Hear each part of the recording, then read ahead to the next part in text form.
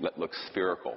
And they could come through an aircraft, even coming down the center of an aircraft and out the other end. This is the trans-dimensional nature of extraterrestrial technologies that I covered in a previous workshop. This became a huge concern for the Allies. And the Allies dispatched, or the President, I should say, on behalf of the Allies, dispatched a man named General Jimmy Doolittle. Now, how do I know this? Because his nephew is a dear friend of mine, Dr. John Altshuler. Dr. Altshuler is a hematologist, oncologist in Denver, very renowned. And he was asked, General Doolittle was asked to go over to the theater of operations in Europe to find out what the hell these things were. Now, the word Foo Fighters come from sort of French and German faux, for fire, because they were these fiery, had a luminous corona around them. And, but they would disrupt electromagnetic signals. They would have effects on the gravity around an aircraft and other things such as guidance systems, compasses, and what have you. And so we thought, the Americans and British thought it was a secret Nazi weapon. And we found out through our spies that the Germans thought it was a secret Allied weapon. And of course it was neither. So General Doolittle went over and investigated this and came back to the White House and reported back to President Roosevelt and said, "Sir, these are interplanetary vehicles," I'm quoting. And so began the modern era of a serious concern from the national security level about UFOs. You can argue it went back to the airship scare of 1890s, late 1890s, where there were massive crafts seen off the coast of California, but there wasn't that much official concern at that point. It was sort of an enigma.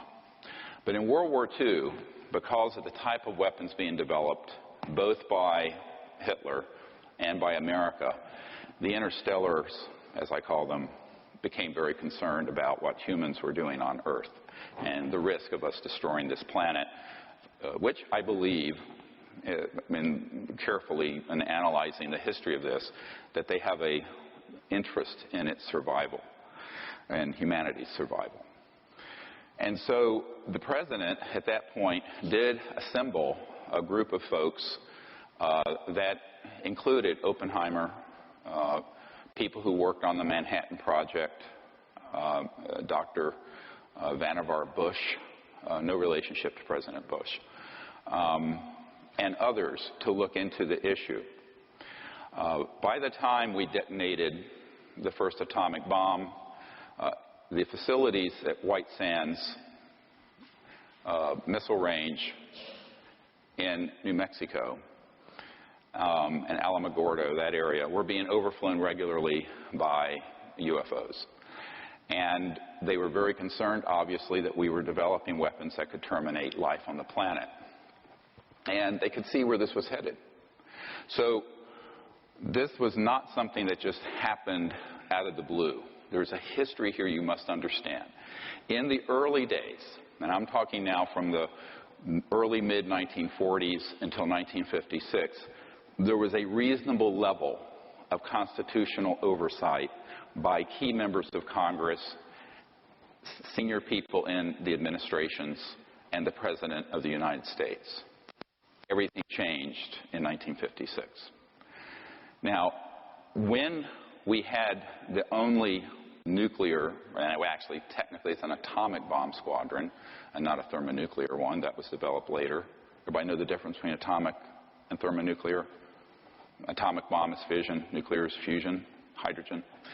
Anyway, the atomic bomb that we dropped on Hiroshima and Nagasaki was developed, as you all know, in New Mexico, and was tested at White Sands, and eventually in Roswell, New Mexico, that was the only bomber squadron that had atomic bombs in the world for a number of years before the Soviet Union developed them. And in 1947, there were 2 or 3, I have intelligence recently that indicates there were 3 so-called flying saucers, discs, flying by and doing surveillance of the 509th Bomber Squadron, which was the only atomic bomb squadron in the world. And they switched on, suddenly, an alleged radar system. Read this document carefully. Now, this, I know it's hard for you to see the original. It's dated 1950. It was to J. Edgar Hoover. The Edgar Hoover building's right near here. And an Air Force source stated that there were 3 flying saucers recovered in New Mexico. They're described as circular in shape with raised centers, 50 feet in diameter.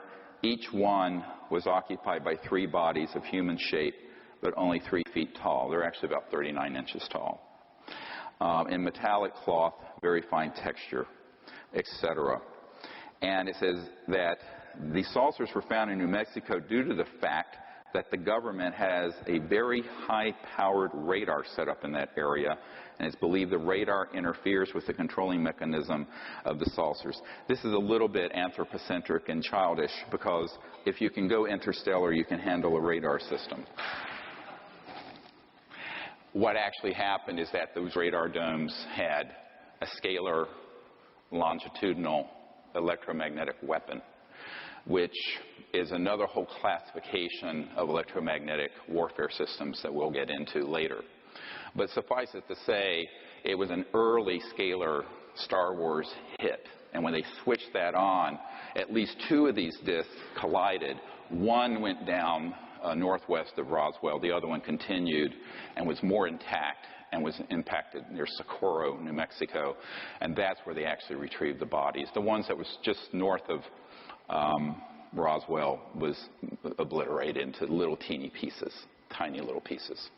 Where they did retrieve, and we have Disclosure Project witnesses who have testified to this, who have personally seen what looks like almost hieroglyphic writing on some of the little parts that were retrieved. And I've seen these, and it's very interesting because it's reminiscent of the ancient Egyptian hieroglyphics, but not quite the same. Makes you wonder where the pyramids came from. So that event was an early hit. Now, there are some reports of others, but that's the most documented one. This document from the FBI is significant because, obviously, 3 years later, you had one branch of the government trying to find out what the other top-secret branch of the government was doing. You can tell by the tone of it. I made inquiries through here and there. So it's a bunch of skullduggery that happens between agencies and competition. And there's always been competition between FBI, CIA, Air Force intelligence, et cetera, and so on. And this happens not just with the United States. It also happens between allies and alliances. For example, the next document, if you can pull this up, this is one of the most important documents. And by the way, after I briefed the CIA director about all this stuff, the sitting CIA director for President Clinton, which we'll get into in a moment, I got a cache of several thousand of these documents, about 5,000 of them. And they're in my vault. I don't know what to do with them. If we presented what was in them, it would take us from now until 2017. But let me just say that this document was accidentally released by the Canadian government, and you look at the date on it, 1950, November 21st. How ironic. This is the 65th anniversary of the writing of this document by Wilbur Smith, who had a top-secret clearance, and he was tasked by the Canadian government to find out what the Americans were doing. And if you look at page 2, if you go down to page 2 of this, you're going to see just a brief summary, which I think is, there's a whole lot of detail in the document. This is on our website now. You can look it up. Many of you may have seen this one already, but the reason I want to present it is the importance of the document. And it says, the matter is the most highly classified subject in the United States government, rating higher than the H-bomb. Think about that. The H-bomb wasn't detonated until 1952. It was the ultimate doomsday weapon. This project dealing with UFOs and interstellar technologies was more highly classified than the H-bomb. Period. B, flying saucers exist. Period. Their modus operandi is unknown, but a concentrated effort is being made by a small group headed by Dr. Vannevar Bush, who also worked with Edward Teller, Oppenheimer, and others. And 4, the entire matter is considered by the United States authorities to be of tremendous significance. I have a whole dossier that a Canadian put together of the Wilbur Smith investigations on behalf of the Canadian government to find out what in the hell the Americans were doing with these extraterrestrial vehicles. It's a fascinating case. Now, the reason this is so important is that it acknowledges several things. That they exist, that it's the most secret issue in the U.S. government, exceeding the secrecy of the H-bomb, and that a group had been put together to study how they operate. Well, they were studying material recovered from one or more interstellar crashes that were the result of using these scalar longitudinal electromagnetic systems, which Tesla had worked on and others had worked on in the early part of the 20th century. Keep in mind that by the early 1900s, there had been experiments done on not only scalar and electromagnetics, that longitudinal systems, which are, just to put it in a simple layman's term, the light in this room that we're looking at, it has a wave function and a particle function. It goes 186,000 miles a second. A scalar longitudinal system is, there's no wave. It's boom, and it's a point, and it's multiples of the speed of light. And so once you understand how these operate, and I have folks at the Naval Research Labs here in Washington who have done communication systems developed based on pulsed scalar systems that are multiple of the speed of light. So if you think that you cannot communicate faster than the speed of light, you are wrong. And the physicists are wrong. It's because they don't know about the scalar end of this. But that's enough, because that's all classified. They're not going to teach you that at MIT or Caltech. So these systems have been developed and have been deployed since at least the mid-1940s, which is a frightening thought, because it's an area of technology that is potentially devastating if it's in the wrong hands. And unfortunately, it fell into the wrong hands, and there it remains. So one of the things that happened along the lines around this time, the next document, a very important one. Look at the release date. It was a little while after, a few months after I briefed the CIA director. So after I met with him, I said, look, I'm going to give you a list of stuff I want to see if I can get. I got this massive box. Came out to my farm in Virginia. And this is one of them, and there are others. And it's from 1953, although you can't see the date on it very well here. And it's about it's written by the director of the CIA to the director of Psychological Strategy Board. Psychological Strategy Board. What? Psychological warfare. And it says, you can read it, I'm transmitting to the National Security Council a proposal, tab B-A, which we don't have, which is concluded that the problems connected to UFOs appear to have implications for psychological warfare as well as for intelligence and operations. And then there's another tab, B, which has the background. I'd love to see that one. I suggest that we discuss in an early board meeting the possible offensive or defensive utilization of these phenomena for psychological warfare purposes. Remember this document 4 hours from now. Because basically what they concluded was they needed to do a few things. They wanted to be able to set up a deception around the subject and put out false information, use it as a cover story for classified aerospace research. So oftentimes there will be something that happens and it will look like a UFO, and it's actually a Northrop Grumman. My uncle's company was Northrop Grumman. He worked on the thing that landed on the moon, the lunar module. Or Lockheed Martin Skunk Works or some other aerospace entity, and it will be 100% man-made, and the public will say, oh my God, it's a UFO. And they'll not correct them.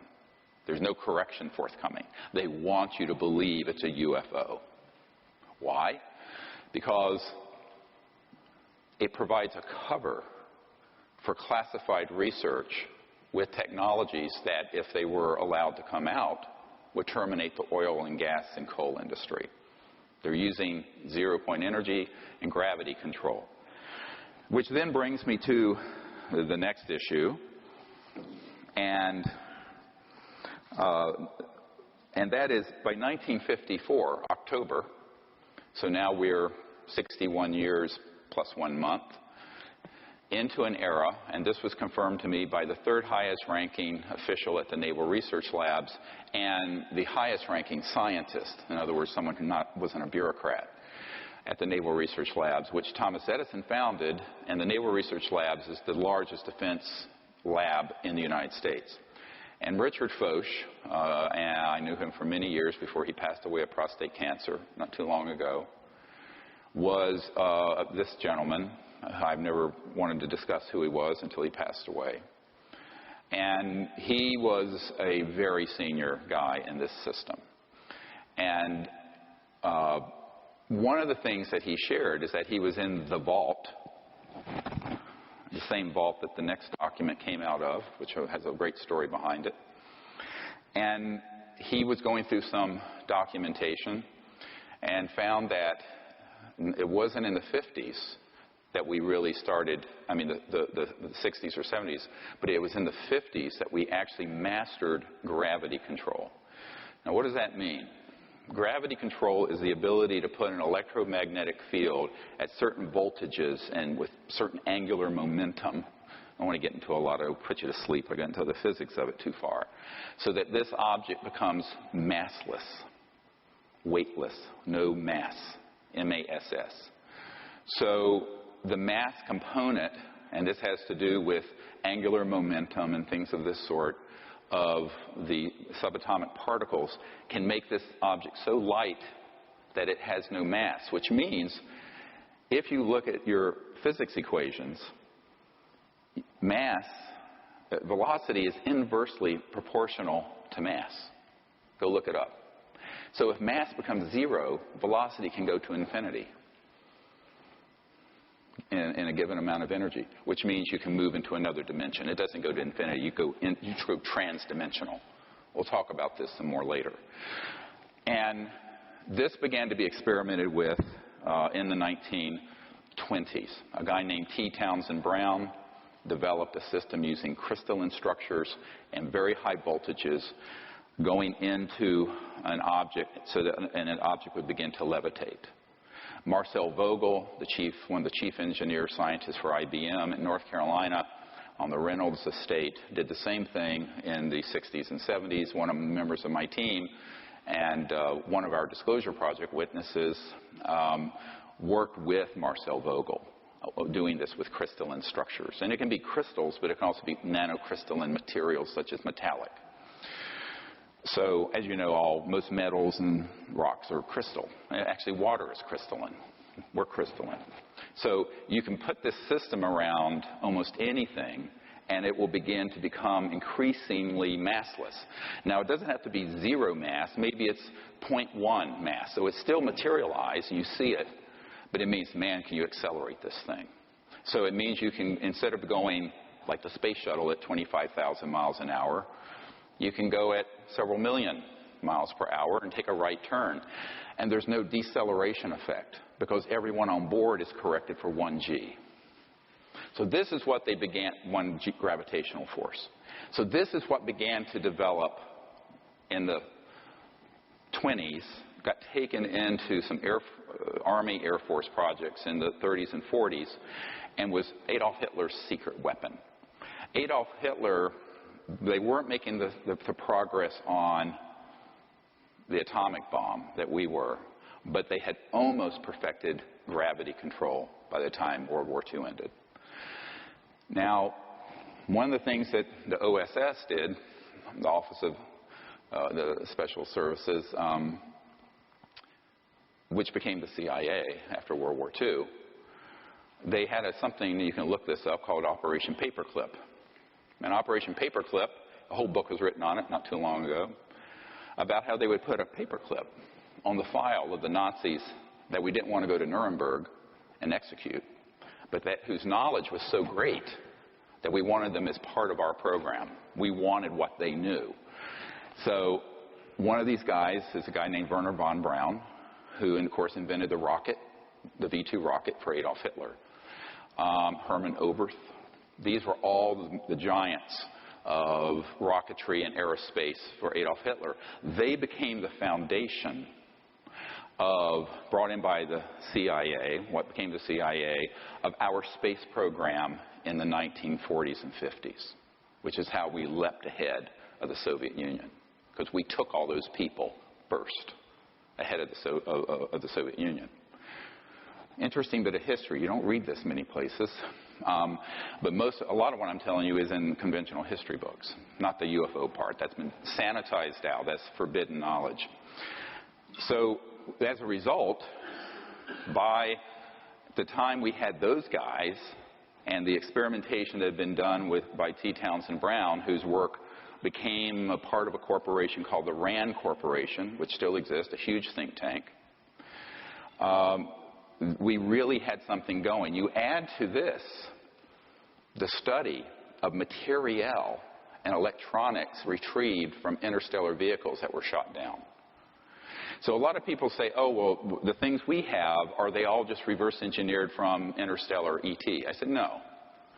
The laws of the universe are universal, and the mind of man, just like the man of an ET, can unravel the mysteries of the universe. And so it has come to pass.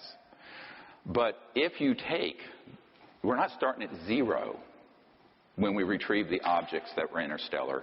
We were starting with decades of research in classified electronics, electromagnetic fields, anti-gravity, scalar systems, etc. and so on, that had been going on since the time of Nikola Tesla, the true genius of the 20th century, not Albert Einstein, by the way, so who is a minor luminary compared to Tesla. And, sorry, Einstein fans, it's true. By the way, that's why when Nikola Tesla died, the FBI swooped into his apartment and confiscated all of his secret papers. And how do I know this? I have a document from the Department of Defense demanding that the FBI turn them over and names them for what they are, the secret papers of Nikola Tesla. This is not an urban myth. I have that document. It came in this cache of documents I'm talking about. So when you have all of that knowledge, it's then augmented, increased, potentiated by the study of, as the Wilbur Smith document says, the materiel that was interstellar. Because you need specialized materials. You need control systems. You need integrated circuits, which we did not have in the 40s, which came from this. You need fiber optics. You need all kinds of stuff. So some of the technologies, and this is where Colonel Corso, who worked on these projects tangentially, is correct. If you read The Day After Roswell, and he says fiber optics, integrated circuits, and a whole slew of things came from studying the materiel from these crashed ET interstellar objects. So you had the biggest and most top secret, most well-funded project in the history of the United States going on. Nobody knew about it. It's completely sub rosa.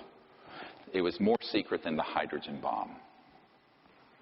And so between 1945 and 1954, the brain power of those Nazi aerospace folks like Wernher von Braun and Hermann Oberth, the work of T. Townsend Brown and others, Edward Teller, some of the brightest and most ingenious people in the world, bent their attention primarily not to the hydrogen bomb, but to gravity control and how are these interstellar visitors getting here?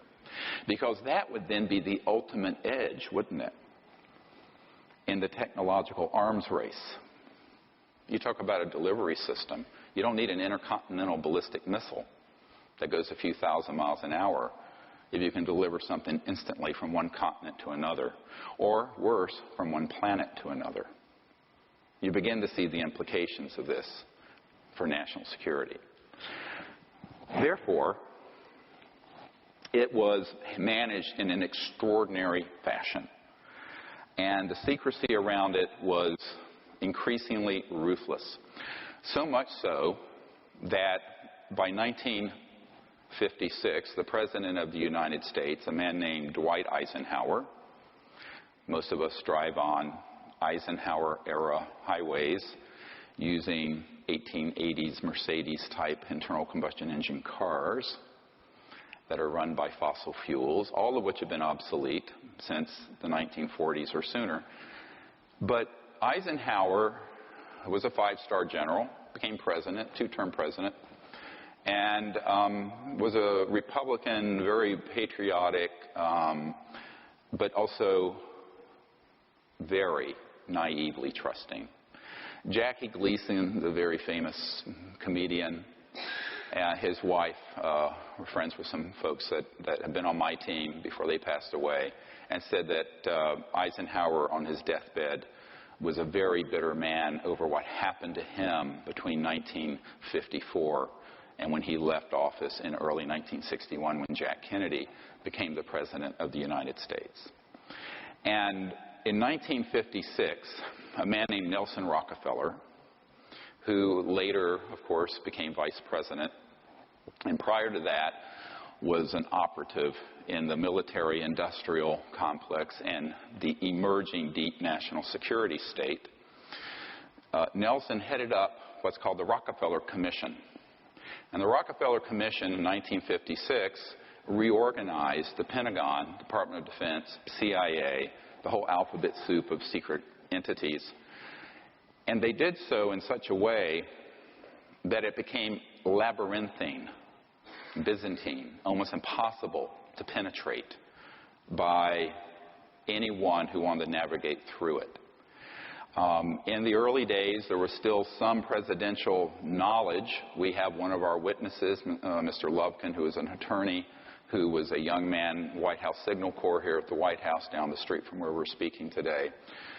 You can look at his testimony on our website, SeriousDisclosure.com, and he said, yes, he would be at meetings and Eisenhower would be making doodles, pictures of UFOs and ET craft. In fact, I have one sitting in my condo here in D.C. that someone lifted from the archives. I won't say where and how. And he said basically Eisenhower voiced to him great frustration over the fact that there were all these projects going on and he had lost control of the oversight of them. So what happened with the Rockefeller Commission in 1956 is that they made it virtually impossible for any ordinary congressman or president, because, you know, they come every 4 to 8 years, don't they?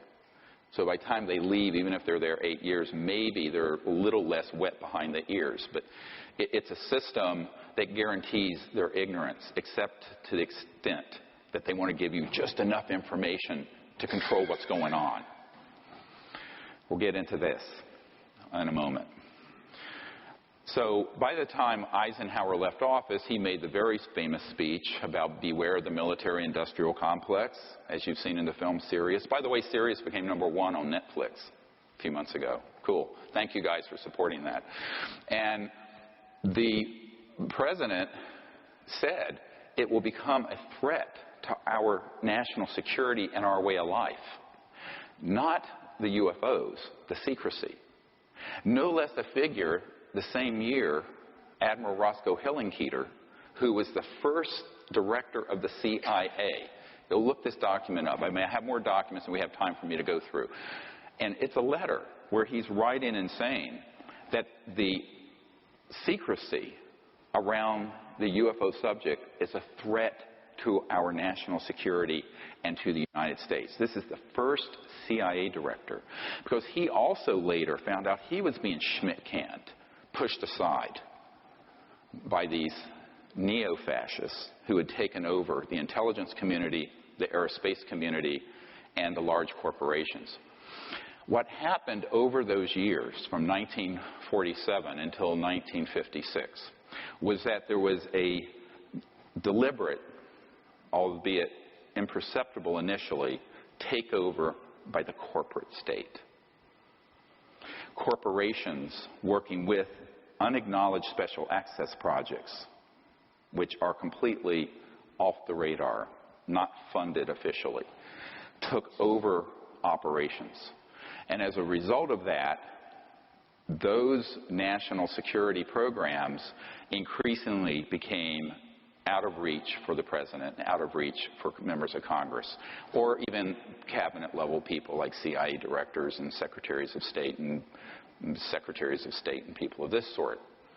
So this was a gradual thing that happened, but there was an abrupt change by 56. By 1961, when Eisenhower left office, frankly, we were done. It was done. Now, you know, I couldn't do anything about that at that point. Couldn't run the disclosure project because I was only 5 years old or 6. And so it just suffered and went along. And the national security apparatus got bigger and bigger and bigger. When Jack Kennedy took over in January of 1961, he had a great interest in this. And he was, in fact, briefed on the subject. But as we know from Lieutenant Halt, who was on the early meetings I had that ironically Nelson's brother Lawrence Rockefeller, who is the white hat in the Rockefeller clan, who actually wanted to end secrecy on the subject. Lawrence Rockefeller was a very early supporter of CSETI and the Disclosure Project. And he funded and I organized the Asilomar Monterey gathering of KGB, CIA, astronauts, cosmonauts in 1995. And what I found is that some of the people who came had been involved with the Kennedy administration. And one of these gentlemen, this lieutenant colonel, was on Air Force One flying to Berlin when Kennedy made that very famous speech, "I am a Berliner," although I think he misspoke it a little, but from what I hear from the Germans. But on that flight, this Air Force officer, who was sort of like the chief steward who sort of ran Air Force One for the president, had a chat. And this issue came up because he had been a pilot who had seen one of these UFOs as an Air Force pilot. And there are thousands of sightings like this that we have in our archive. And he brought this up to the president. He says, "Oh, yes, I know about this." He says, "I've been briefed on it a little bit. But," and now I'm quoting, I have this audio tape. It is chilling, the audio tape. But he says, "Unfortunately, the whole matter," this is the president speaking, "the whole matter is out of my hands, and I don't know why," and began to cry. So we know, and that was 1963, June of 63, and of course he was killed in November. But before that, some other tragic things happened. There are a lot of tragedies here. The main thing being the loss of almost a century of evolution by the human race, which is why I left medicine. I always tell people, I used to say try to save a life one at a time. Now we have to do something to save the entire human race and planet from what is a disastrous situation that's developed. So I just say that now all of us have to work together because our patient is Gaia, the Earth, and her 7 billion children. But if you look at this document, the next one, this is a very dangerous document to have. I'm going to have to give you the provenance of this. This is the Marilyn Monroe document. It's basically a death warrant for poor Marilyn Monroe. And you look at the date on it, 3 August 1962. They found her dead the 5th of August. It's signed by James Jesus Angleton III at the bottom. Project Moondust up at the top, and Project 46. These are correct code names and code numbers for UFO ET-related projects by the agency as of that date. And as you read through it, and it gives some background, it's a wiretap summary if you look at the top of it. I know it's a very degraded document, but it's a wiretap summary of telephone conversations between Marilyn Monroe and Robert Kennedy, the Attorney General, and a guy named Rothberg, who was a art dealer in New York. And they were tapping Marilyn's phone because she had had tryst, as it says here, with the president. And everyone knows now she had an affair with both Jack Kennedy and Robert Kennedy. And in pillow talk, the president had told her some things. And it says one such secret that she was going to divulge in a news conference mentions the visit by the president at a secret airbase for the purpose of inspecting things from outer space. I don't think they're talking about meteorites. Kilgallen, who had been a reporter who dug into this, replied that she knew what might be the source of the visit. In the mid-50s, Kilgallen learned of a secret effort by U.S. and U.K. governments to identify the origins of crashed spacecraft and dead bodies from a British government official. That was Lord Mountbatten. Kilgallen believed the story, who was later blown up by an IRA bomb, or so it was made to appear. Kilgallen believed the story may have come from the New Mexico crash in the late 40s, clear reference to the Roswell event. And she said that if the story is true, it would cause terrible embarrassment to Jack and his plans to have NASA put men on the moon, because we were using old rockets from the 40s when the secret organization already had anti-gravity under control. The subject repeatedly called the Attorney General and complained about the way she was being ignored by the President. The subject threatened to hold a press conference and would tell all, underline in the original document. That's not my underlining. The subject made references to bases in Cuba and knew of the President's plan to kill Castro. And number 5, the subject made references to her diary of secrets and what the newspapers would do with such disclosures. 2 days later, she's found dead. Now, this document, how did I get it? It's top secret, and it has not been declassified, and it is authentic. A man whose family helped found the National Security Agency, NSA, was so supportive of the work I was doing that he appeared one day with this document. And it was a huge, one of those old Xerox from a big, government Xerox machine. The original I have in my vault is quite impressive.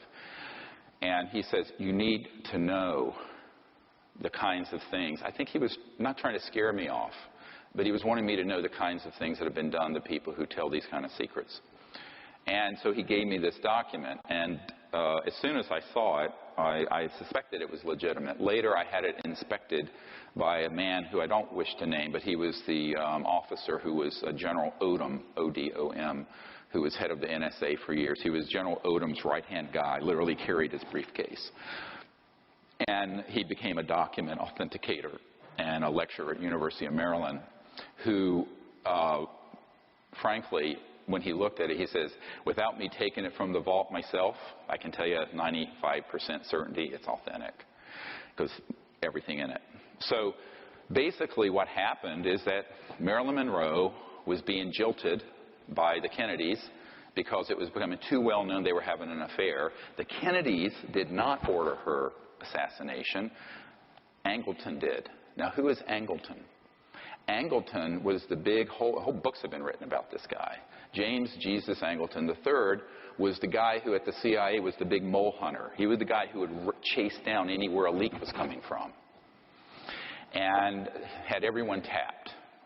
And he realized that she was about to light this up and hold a press conference to talk about the ET bodies from outer space and all these secrets that Jack Kennedy had told her just out of spite. She was just furious that they had sort of pushed her out of the inner circle.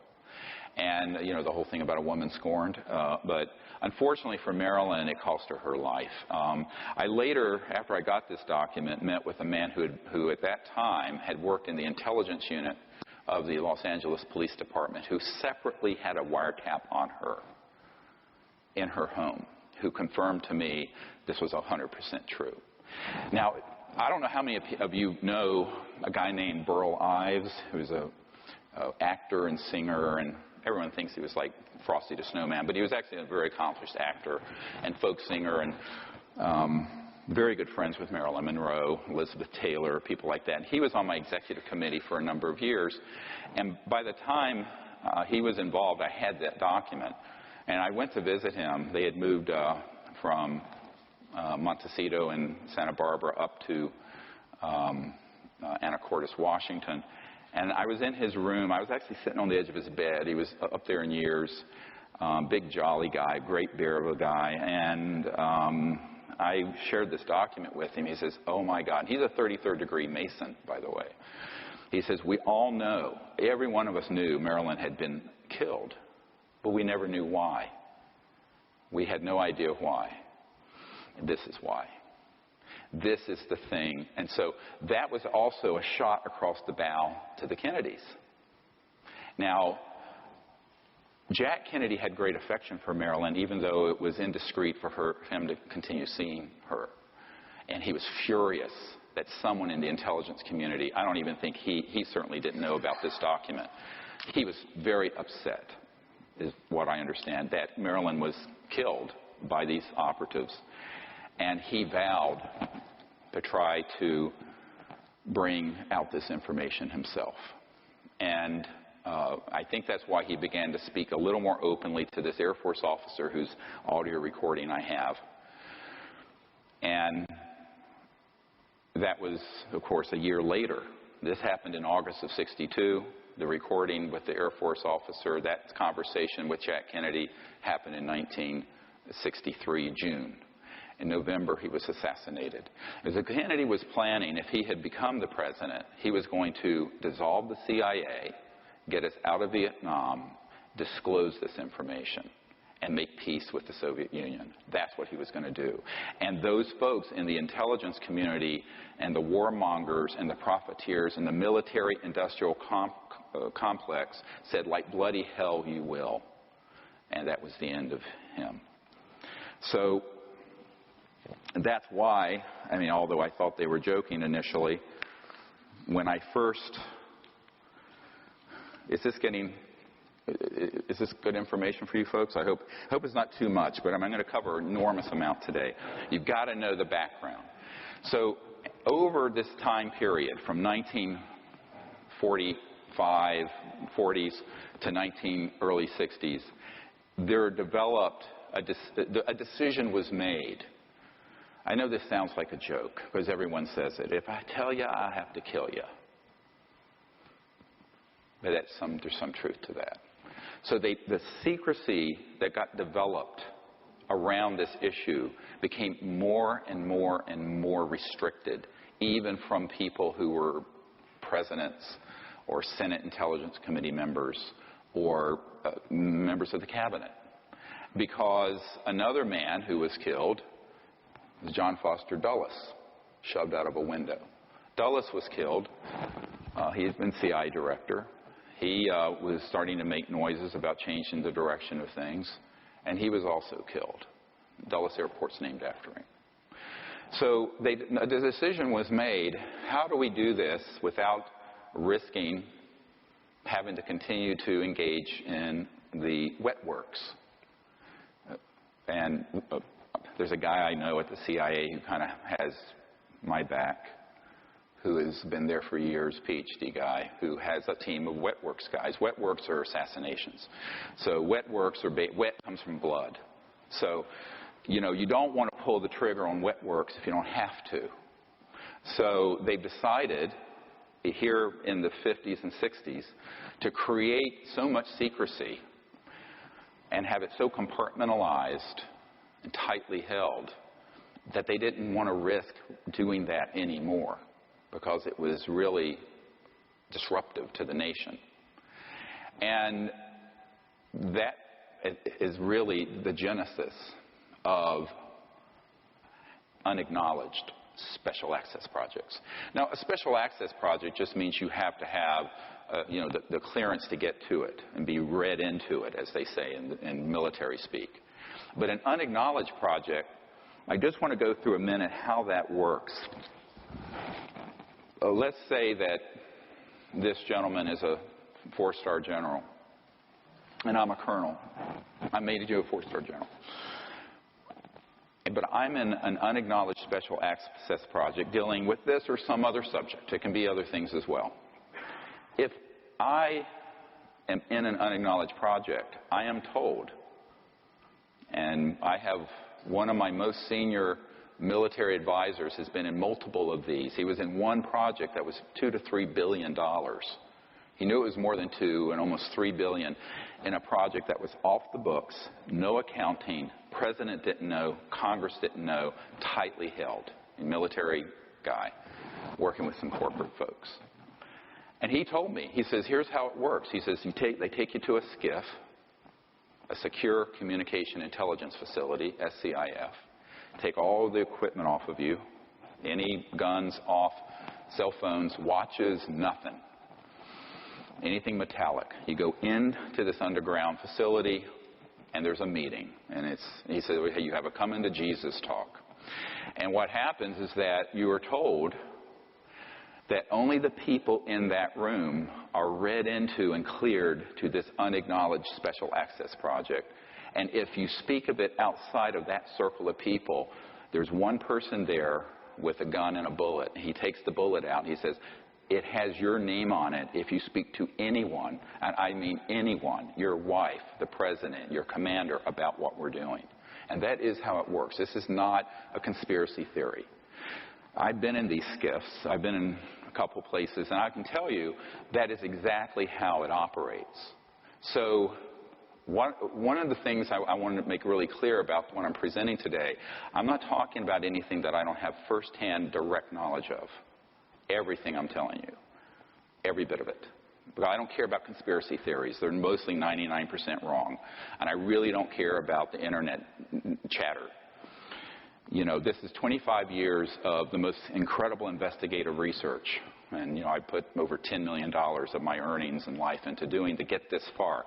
And I can tell you, if you're in an unacknowledged project, and I was offered this position back in '92, and asked my wife about it, and I rejected it. I was actually offered $2 billion personally, if a fund with $2 billion in it, if I would shut the hell up, join one of these unacknowledged projects, and do what they wanted me to do. And I said, screw you. I'm not doing it. But that's what was offered. And that's when $1 billion was a lot of money back then. Now, they're minting a billionaire every week in Silicon Valley. But, in 1992, $2 billion was a lot of money. So what ended up happening in this scenario is that if my 4-star commanding general calls me in because he's heard rumblings about something that people are working on he didn't know about, under threat of death, TWEEP, terminate with extreme prejudice, which is death, TWEP, I am to turn to him, even though he's my 4-star commanding. I'm only a colonel. And I'm to say, sir, no such project exists. That's how it works. It's illegal. It's unconstitutional. It's criminal. It's dangerous. Because once you have a breakdown in the rule of law, we're back in the jungle. We're back into Al-Qaeda territory. We're back into the Wild West where there's a lawlessness. And that's what happened. And because of that, no president since Eisenhower has had anything near the level of information on this that would be required for the chief executive. Most CIA directors haven't. There are a few who have and a few who haven't. And I'll tell you a little bit about why that's the case in a moment. Who's been in and who's out? Dick Helms was in, Woolsey was out, It's a long story, but I mean, I'll try to cover it. I mean, you guys are going to get more information. It's going to be TMI, too much information by the end of this. But this is why I'm doing this today, is that I want to leave a record of everything I've learned that's critical for the public in case, you know, I'm 60 now. So who knows what will happen to me. So it's important to leave this. But if you're the president, don't assume that you have an all-access pass. The presidential daily briefing doesn't have anything really that critical in it, and almost never this subject. By the time you had Johnson come around, and then you had Nixon, and Nixon, by the way, was vice president for Eisenhower. Nixon actually was pulled in as head of the Space Committee. The vice president sits as chair of the Space Committee, into Majestic. This group, MAJIC, M-A-J-I-C, is actually what it's called. It's the Majority Intelligence Committee, M-A-J-I-C. It's the proper term. And MAJIC tapped Nixon, and he thought as president, he would be the guy that would disclose this, because he thought it was time, and he finally became president after Jack Kennedy, he felt, swindled him out of the presidency in 1960. And then, of course, Lyndon Johnson inherited the presidency in a sense after the assassination, had one term, part of another, the rest of Jack Kennedy's term. But Nixon thought, well, okay, I'm going to do this. And so a little thing called Watergate happened. Everybody remember Watergate?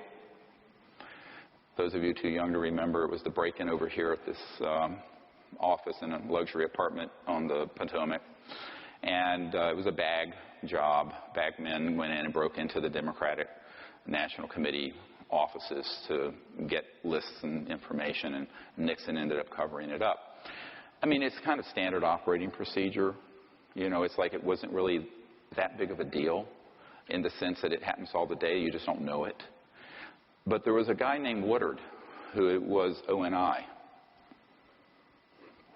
Office of Naval, you know, Bernstein, Woodard and Bernstein. Look it up. And Office of Naval Intelligence is where he came from. And suddenly this young reporter has this deep throat. Well, he had an ONI guy give him the information, Office of Naval Intelligence, because Nixon was planning to blow the lid off the secrecy.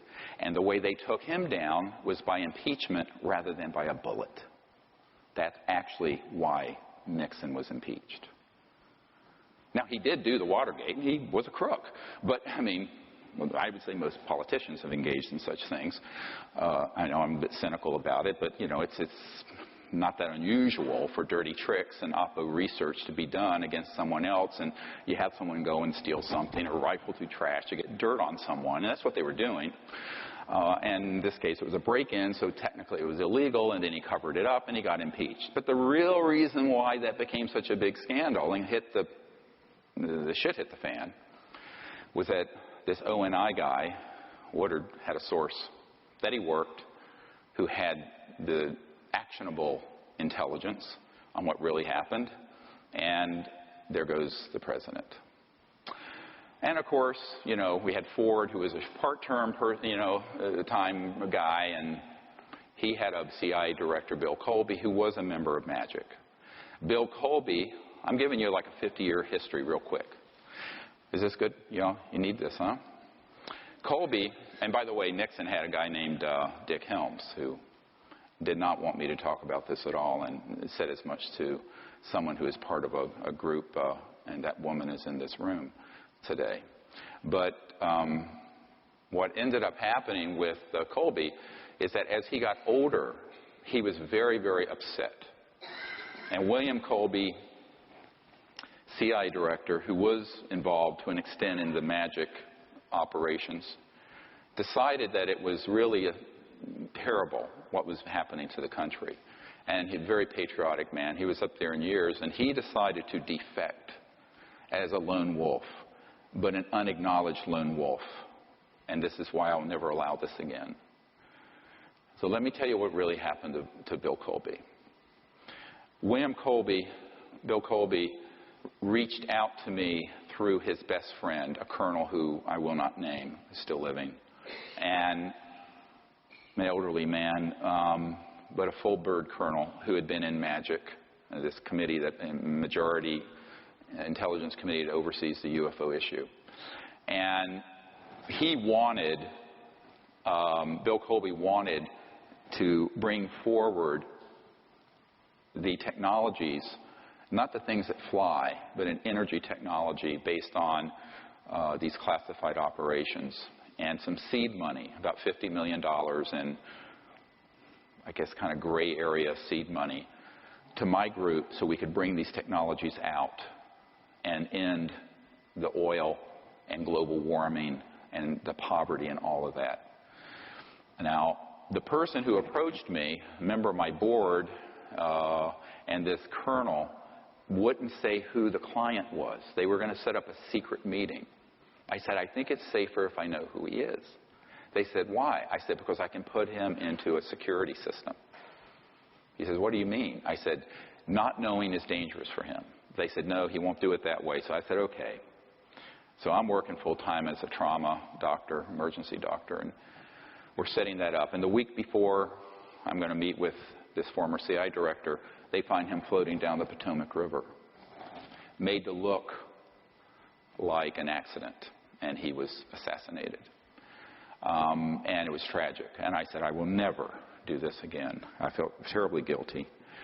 And his best friend came to my best friend's funeral, Sherry Adamak, who had been helping me for years and who was one of 3 of us who mysteriously got metastatic cancer the same month.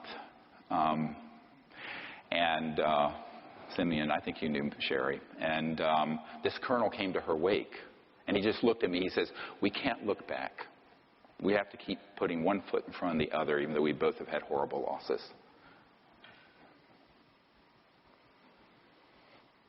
Yeah. So we did. We kept going. And, you know, when Bill Colby was killed, I thought at that point, well, his game is over. You know, from 94 until now, I was about to give up on everything. But anyway, very, very difficult emotionally and very difficult physically to carry this for, 25 years.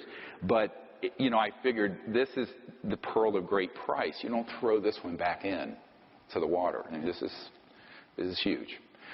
So we decided we would just continue marshaling our energies and go forward.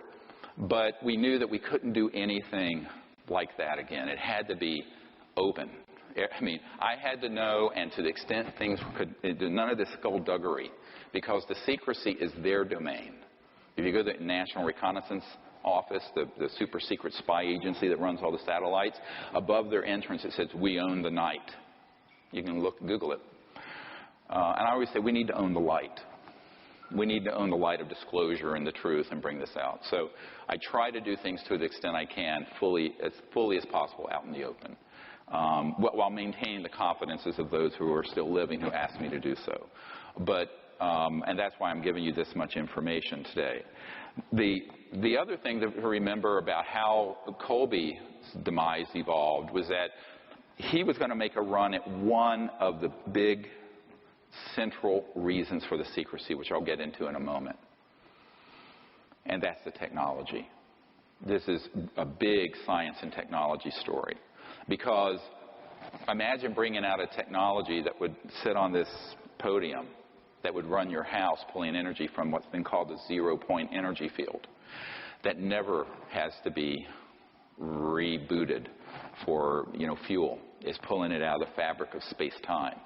And it's estimated that every cubic centimeter of space in this room has enough energy to run the United States for a year, if you can tap it.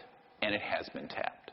So at the root of interstellar transport, aside from the transdimensional and anti-gravity, is the energy source. And the energy source is this amazing electromagnetic flux field. In fact, the early man-made UFOs were called flux liners because it's pulling energy out of this infinite ocean, this infinite sea, as Tesla called it.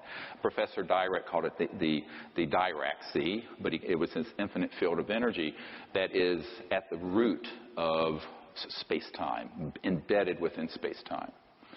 And so bringing out something like that would, of course, immediately make oil, gas, coal, ExxonMobil, cars, internal combustion engines, jet engines, rockets, diesel, ocean liner, everything you can think of that we use would be obsolete and would be retired very quickly. Now, what I just named is several $100 trillion in mineral assets and infrastructure, because we also wouldn't need a public utility. Every car and home would be self-sufficient unto itself. I mean, it is a whole new world. Now, we could have had that world before I was born, and we don't have it yet. And as a result, we've decamped in the Middle East with our hegemony, and now we're facing World War III. So there are consequences to this kind of secrecy, unintended, and some are intended.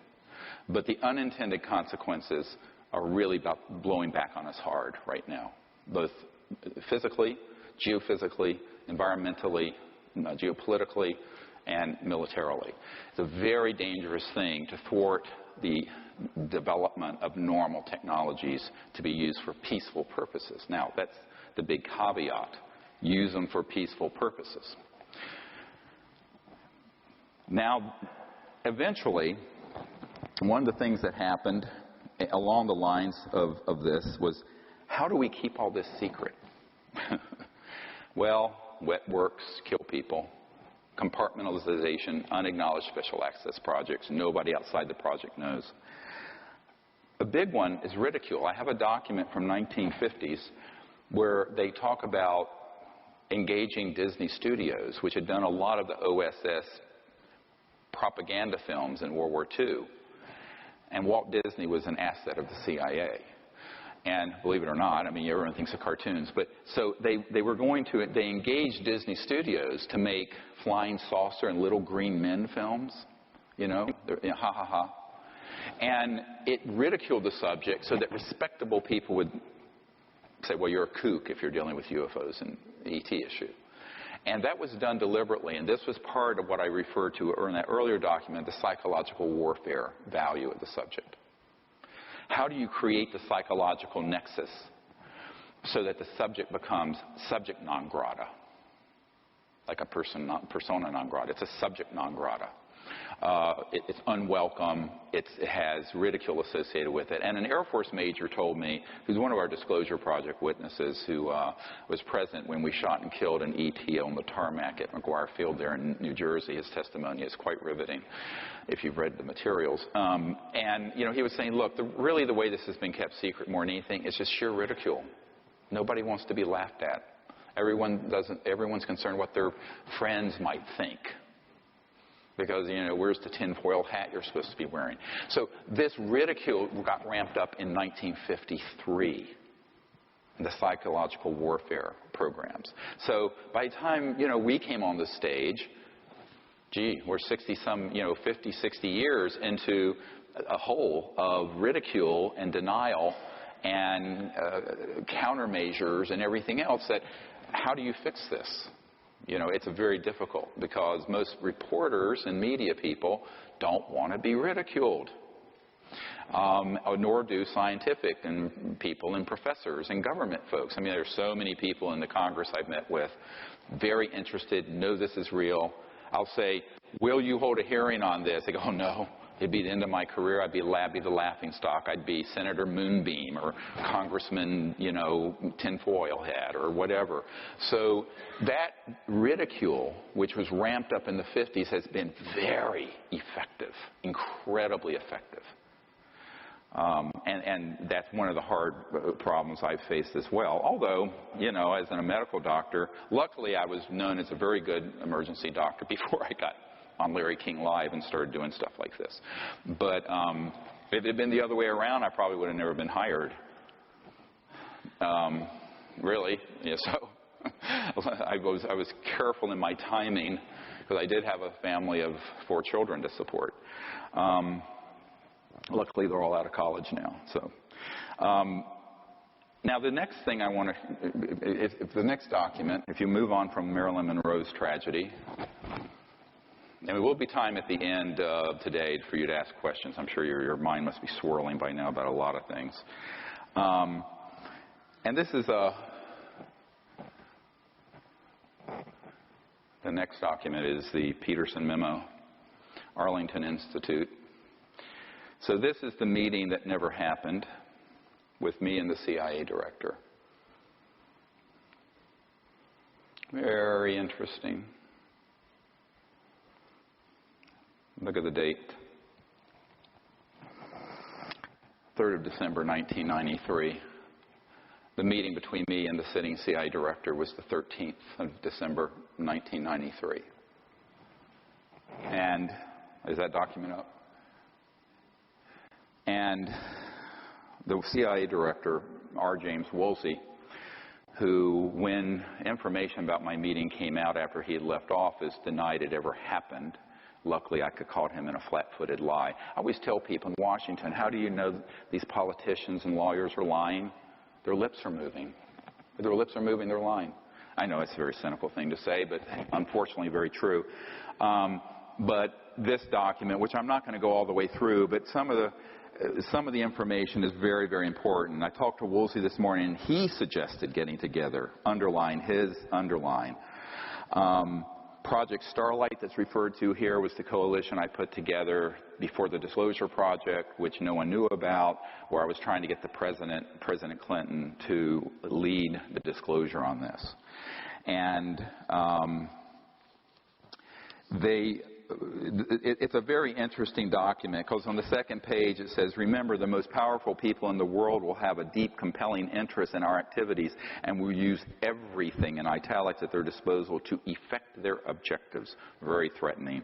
And then he suggests that I get an encrypted portable phone because my kitchen doesn't have one. I mean, the whole thing is like such. Now here I am, of course, I'm like 30-some years old. I'm an emergency doctor, and I'm being asked to come up and brief the sitting CIA director because, and if you read this carefully, it states in there, he's made inquiries and no one's telling him anything.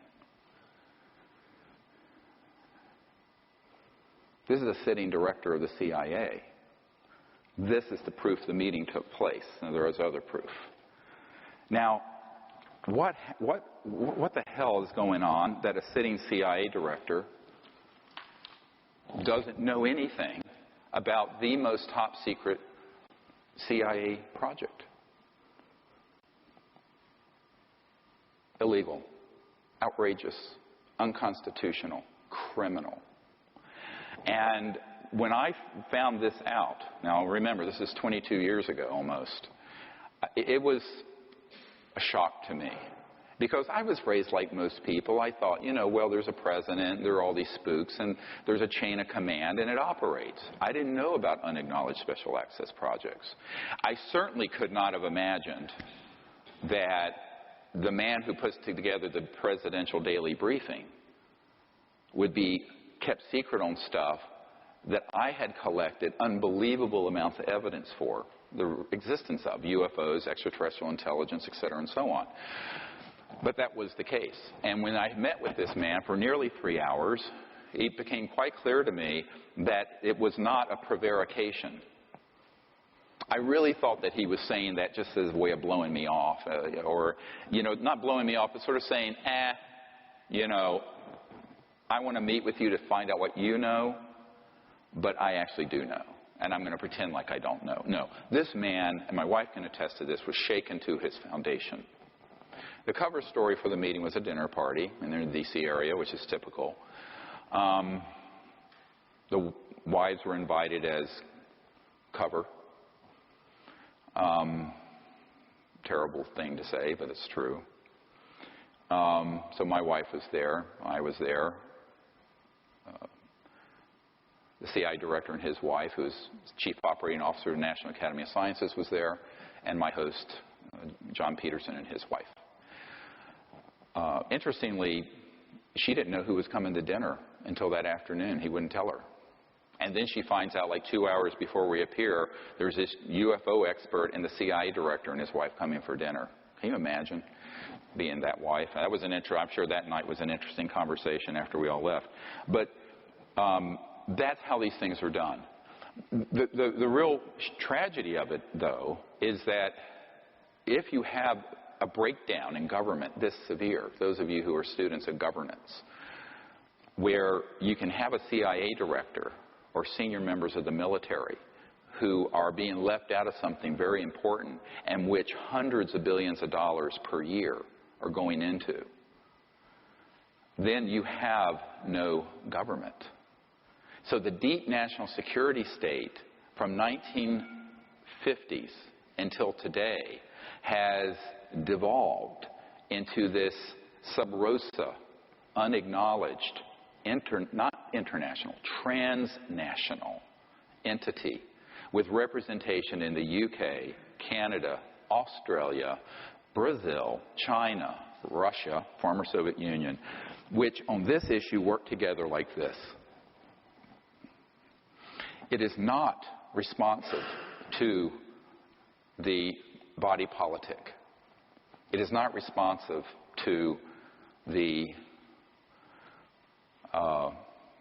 heads of government or even the heads of committees and cabinet level people. There are some cabinet level people, however, who have known. I've mentioned a few. There was a CIA director known as George H.W. Bush, and the CIA headquarters is now named after him. He was a member and is a member of MAGIC. But then there are others like Woolsey who wouldn't be told anything. Some presidents have been given a little information, and some have been told nothing. Why? Well, here's how it works. It took me a long time to figure out something very simple. I call this a soul biopsy, because doctors are talking about biopsies, but it's a psychological analysis. So let's say this gentleman is the incoming director of the CIA. The outgoing director of the CIA is me. As incoming director of the CIA, they've taken your life apart, and they know what your values are. If your values are that you would not go along with an illegal, criminal, unconstitutional effort and engage in assassinations that were illegal and other things, they will never tell you about this. And even if you're the president that's incoming, this is what happened to Jimmy Carter. And I know this for a fact. Jimmy Carter got elected, and the outgoing CIA director was, guess who? George H.W. Bush. George H.W. Bush, when he was called in and they had the transition meeting for between November and January, when they have the transition and they're standing up the new cabinet, was asked personally, face-to-face, by Jimmy Carter, and I met with someone who was there, about the UFO issue. And Bush said, I'm not going to tell you, in a very derisive way, about that. Go see if you can get it from the Congressional Research Service. Literally. Brushed him off. And Carter was stunned, because Carter had had a UFO sighting when he was governor of Georgia. I have his report form that he filed officially, signed Jimmy Carter. He ran in 1976 on ending UFO secrecy, actually. So he put together a White House study on UFOs, which we have Disclosure Project witnesses that attest thereto, and they were reaching out to Stanford Research International to do SRI to do the study for them, because they couldn't get anything from outgoing CIA Director Bush. And that entity, SRI, had some people come in and threaten them and said, basically, if you want to receive any more contracts from the Department of Defense or the U.S. government, you will refuse to do this study for the White House. We have that as an affidavit signed from someone involved. So now, this is very extraordinary, but we have legal documents that prove it. So Carter was boxed out of this. And not long ago, he was at a signing ceremony, signing guitars in Spain to raise money for the Carter Center a few years ago. And a very well-known, I think his name's John Williams, well-known classical guitarist who's on our team, was there and said, you know, at dinner, someone asked Carter, what was it like to be the most powerful man in the world? And President Carter said, I don't think I was that man. And everyone just thought he was joking. And he said, well, there are certain things I wasn't allowed to know about. And someone very, in a ridiculing way, said, ha, ha, ha, what, like UFOs? And President Carter said, yes, that and more, referring to these energy and technology things. And so Carter wasn't joking, and it is true that he did not get access the whole time he was president, because he would have ended the secrecy, and they knew it. It's also why he was a one-term president. Now we had after him Ronald Reagan, or Ray-Gun, as I call him, or So a colonel who reached out to me was one of the guys who putting together the SDI, Strategic Defense Initiative, Star Wars. And he actually met with Carter and Reagan. Carter was a hard sell. Reagan was a soft sell on the billions to go into Star Wars. Now, the way it worked is that the Star Wars was always a cover story for targeting in space interstellar vehicles using these scalar weapons, not lasers. If it's at the speed of light, it's not fast enough. Everything important is faster than the speed of light. And so what happened is that he, at that point, got convinced. They sent just the right people in to convince Reagan that there was an existential alien threat. Basically what Wernher von Braun warned on his deathbed about, which we'll get to in a moment. And so Reagan bought into it. That's why you can Google this. At the UN, he said, wouldn't our job of uniting the world be easier if we could unite against a common alien threat?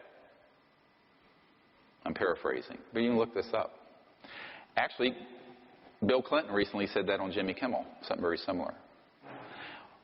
The reason that happens is because there is a prevailing need for people who are in certain positions to be given what is, I call, targeted and tailor-made disinformation. Information that is geared towards scaring the hell out of them so they go along with the agenda of militarism as opposed to peaceful contact with these civilizations. And it's not hard to do if you have a certain orientation, if you have a certain mindset based on fear, xenophobia, us versus them, that whole mindset. So that's really the criteria. Whether someone is pulled in the loop of this secrecy in government or not has to do with what their values are, what their psychological profile is, whether they will go along with the agenda of secrecy. If they will not go along with the agenda of secrecy, they're not going to tell you anything. I don't care if you are the President of the United States or the CIA Director or the Chairman of the Joint Chiefs of Staff. But there have been people who do know in those same positions. Why? Because they were willing to go along with this chicanery. Now, if the next document you can put up, it's just a partial list of the sort of VIPs and government official I briefed. It goes 3 pages long. It's 50, 60, 70, and this is just a few of them. Every single one of these people, without exception, and you can scroll down through them, and just flip through. I'm not going to go through them all. We don't have time. It is a lot of work having private meetings with this many people. Every single one of these people, from Senator Claiborne Pell to the CIA Director to the head of intelligence for the Joint Staff to the head of the Defense Intelligence Agency, the biggest intelligence gathering entity in the Pentagon, every single one of these people wanted to know but had been denied access to these unacknowledged special access projects. Every single one of them. That is the proof we have. If we ever had to go to court to prove that the operation is illegal. And these people, the ones still living, would be subpoenaed. Because, believe me, and I have more, one of them that you see on page 2 here is Lord Hill Norton. And if you go to this next document, this is a 5-star admiral. How many people have heard of Lord Hill Norton? He's actually a great guy. He passed away not long ago. I don't mind sharing these couple letters. I have a whole file with him. He asked me to come to his estate in England and brief him back in, I believe it was 1990s sometime. And he was a five-star admiral, what they used to call Sea Lord. And Lord Hill Norton, is that the one? Is that the right one? Yeah. He had found out through other sources that UFOs were real and that there was a big operation in the UK that was this transnational, deep national security state working with the British. But he was head of the Ministry of Defense, and as such was head of MI5 and MI6. He was also head of the military committee for NATO. He had no knowledge of these projects the entire time he was in government. And when I met with him at his cottage, and you know what's kind of cute about it, at the second document, if you go to the next one, he says, I thoroughly enjoyed our talk when you came in August. This was in August of, I guess it was 1995. And I am grateful to you for your time. I read all the materials you left me, and I intend to read it all again. I also shared it with Countess Murray, who shares our interest. I have an idea you may have met her some time ago. I meet a lot of folks. I find your latest brief on the national security implications of the UFO subjects very clear and very convincing, and it goes on. It's a beautiful letter, and things he was going to do with the European Parliament and whatnot. He died not being able to accomplish as much as he wanted to with the British government because I had to explain to him why he never knew anything about this. And it's a very hard thing to sit with someone like a CIA director or someone like this, who's one of the most powerful people in the military and intelligence field in the world, and tell them, you just were not in the loop. And he basically said to me, well, why didn't they tell me? And he was a little hurt and kind of petulant. And I said, sir, I'm going to answer your question with a question. What would you have done if you'd found out there was a transnational entity, unacknowledged, running unconstitutionally in your country and mine, engaging in assassinations, keeping from the planet technologies that would save the earth from environmental destruction and eliminate poverty within a generation? And that they are using these technologies to try to provoke, as agents provocateurs, an interstellar conflict and World War III, and that they were completely off the reservation without any controls from the chief executive or the legitimate governments of the world. And he hopped up and down. He's this little guy with piercing blue. He says, I wouldn't have stood for a bloody minute. I said, well, that's why they didn't tell you. He says, what do you mean? He thought I was being impertinent. I said, because they knew you wouldn't go along with that agenda. Therefore, you are out of the loop. That's how it works. It's that simple. So you basically accumulate people who are enormously evil and who want to see terrible damage done to the planet because at their core, they love war and they love conflict. They do not want peace to break out. As one of them said to me, heaven forbid we should have peace on this planet. Too many people would be out of business. Too many of us would be out of business. Very cynical, but true. The next document is from one of my advisors to Admiral Tom Wilson. And it's about setting up a briefing for him. And I only put this up here because some people have challenged me, did you really have meetings with folks like this? Yes, absolutely. And it was on my birthday in 1995, the first letter was written. I ended up meeting with him in 97 in April. But he helped us in a number of ways prior to that, as did this Admiral Kramer, who set up my meetings at Wright-Patterson Air Force Base, the facility to which the crashed ET remains went in 1940s in Dayton, Ohio. And this meeting was another one where I was able to provide to him some very important information prior to the meeting, including a 1991 document which has not been declassified, And I'll go to that one next. It's the National Reconnaissance Office document. And that document is basically a security alert. And the reason it's important is not so much for its content or on the next page, which is a warning that a group of UFO buffs were trying to penetrate the perimeter of Area 51, so it's called. Nobody calls it that, really. It's the Nellis Range. But this was generated, and you can see the date, July 1991, and take a note of the distribution list, please. And we're going to get back to that in a moment. But it's a security blue fire, which is a code name, 1991, Commander's Net, Royal Ops, Cosmic Ops. So cosmic clearance, you've heard of this? Not a myth, it's real. Magi Ops, Magi, that's the majority, it's the magic, M-A-J-I-C, Ops. And it goes to a whole bunch of them, Nellis Division, all these code numbers, and you get down to some really interesting things. MOC is Military Operating Center, and MOA is a Military Operating Area, and SOG is a Special Operations Team. But you get into Red Flag, Dart East, Dart South, Pahut Mesa, Sally Corridor, Groom Lake, Dreamland, Blackjack Team. Blackjack Control is at the Edwards Complex in California. Roulette Team, Acrotech, Sea Spray, and others.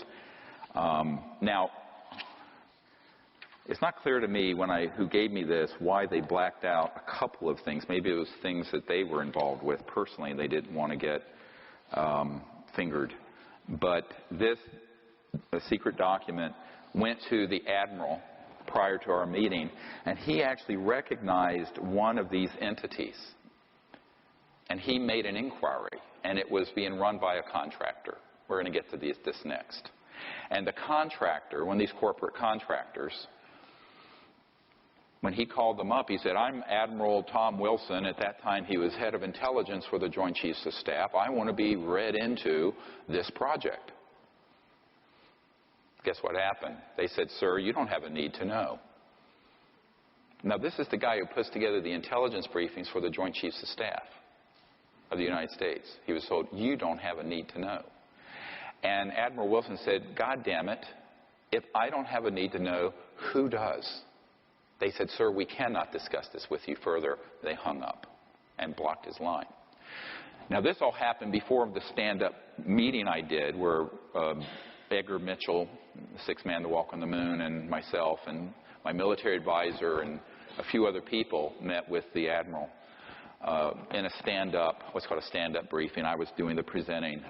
That was supposed to be 45 minutes. It went for 2 or 3 hours. He kept canceling appointments downstream. This was at the Pentagon. And so I said, well, you know, sir, don't feel bad. And he looked at me. He said, well, who else is in this situation where this group is blocking access, who are in the national security apparatus? I said, well, the president, the CIA director, etc. And I started naming them, and he was just, the fear in his eyes, the palpable fear and anger that something this important, that is real and legitimate, and he knew it was, could escape the oversight of folks who have the security of the United States in their hands. So basically, they're trying to navigate without IFR. They're trying to navigate without radar through the dangers of the world, because the most important technologies and the most important information and the most critical national security secrets are completely out of their scope, off their radar. And yet they're responsible for keeping America safe, and they're responsible for protecting us, and they're responsible for responding to threats. And so at the end of the meeting, I asked him, I said, well, Admiral, do you think you can help us? And he just sat back in his chair, this big chair. He sat back. He says, look, he says, what I've learned from this meeting is that there is an illegal operation that has hundreds of billions of dollars and over the years trillions that has technologies that can do circles around my B-2 stealth bomber, which is the best thing I know about. How am I going to take them on? And I said, well, it can't be through a military engagement. It has to be through infiltration. It has to be through convincing them to come up. He says, I don't know how to do that. They won't give me access. And moreover, I can't take any action unless the president authorizes it. And at that time, the president was Bill Clinton. And I said, well, no, he won't do that. He says, why? He says, well, we briefed the president. And his best friend came to my home and said that if he did this, he would end up like Jack Kennedy. And I'm quoting. He says, well, there you are then. Point, set, match. And I said, well, you know, someone's got to do it. Invariably, these people say, well, you can do it.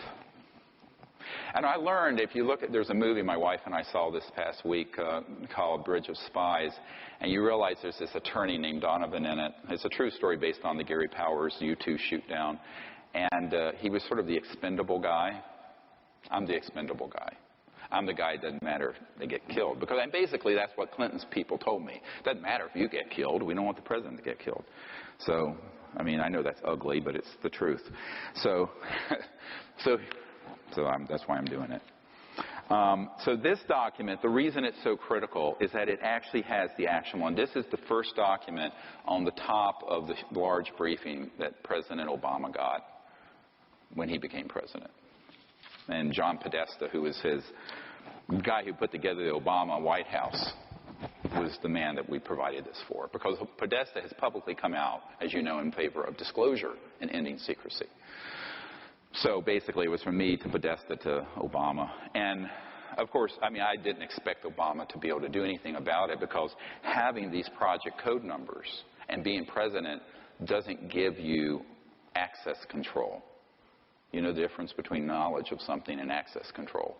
You can know about something, but if they're non-responsive to your orders, like they were to this admiral, it doesn't matter if you're a general or the president or a CIA director. Because they're basically going to say, buzz off, we have more power than you do, and go away. And that's how it operates. That is how it operates. This is naked, raw power. That's how it works. So this next document I want to share, unfortunately, did not come out. It's the Congressman Cox.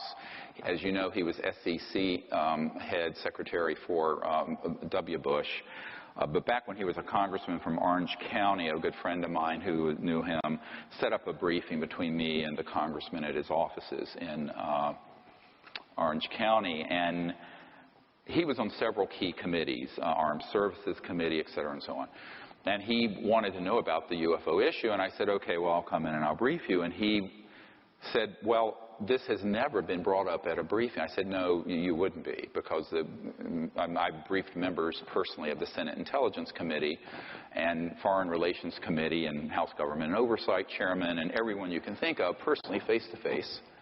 And in every case, they have been completely without access. And when they make an inquiry, they're told no such project exists. It doesn't exist. It's unacknowledged. Unacknowledged. Doesn't exist. And he says, well, I would like to know. He says, where the heck are these things going on? And who are the corporate entities? And where are the bases? So that was the genesis of the famous Cox memo, which, you know, became kind of infamous because I wrote it to him. And I basically did a subject of a brief summary of the people who I briefed who don't know and a course of action that he needs to take. Unfortunately, that document didn't come out. It got scrambled by the electronic gremlins in the computer, unless he's fixed it. No, he hasn't. So basically, I describe who is not able to do this, but where the places are.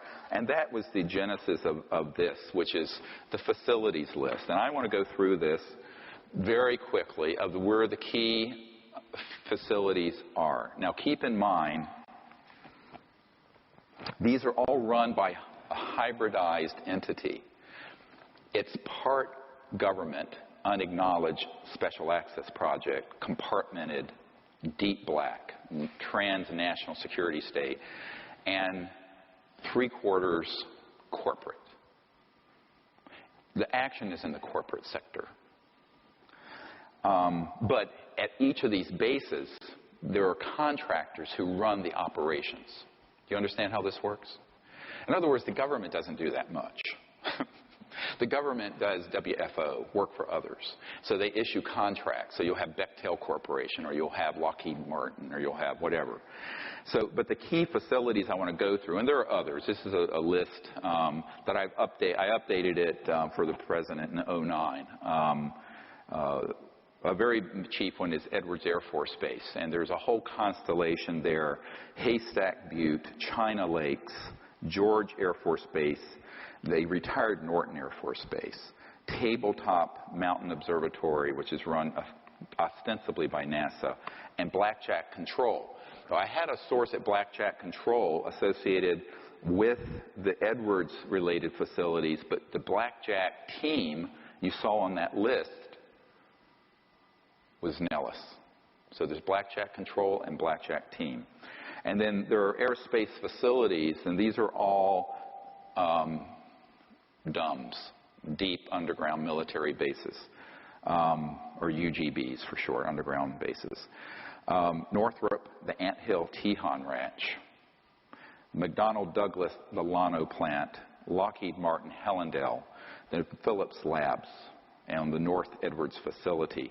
And I will add that since then, a newer facility called the Cube, which is up past Lancaster, Palmdale, up in the high desert outside of in the Edwards Range and classified airspace, is a Lockheed Martin Skunk Works facility where the state-of-the-art R&D is going on. Keep in mind that Lockheed and Northrop have multiple generations since 1954 of what you would call a UFO, man-made UFO, that are, as the head of the Lockheed Skunk Works said to several people on my team, including Jan Harzan, the new head of MUFON, the Mutual UFO Network. He's an IBM executive that's retired. I've been friends with him since the 20s. I mean, since the 90s. He is a man who is of great integrity, and he actually was at the meeting along with several other of my friends when Ben Rich, the head of the Lockheed Skunk Works, a super secret, it's where the U-2 spy plane in that movie came from, said, we can take ET home. We already have the technologies to take ET home, and ended his presentation with a slideshow of a black disc going out into space. Sounds fantastic? No, it's not. This is the head of the Lockheed Skunk Works.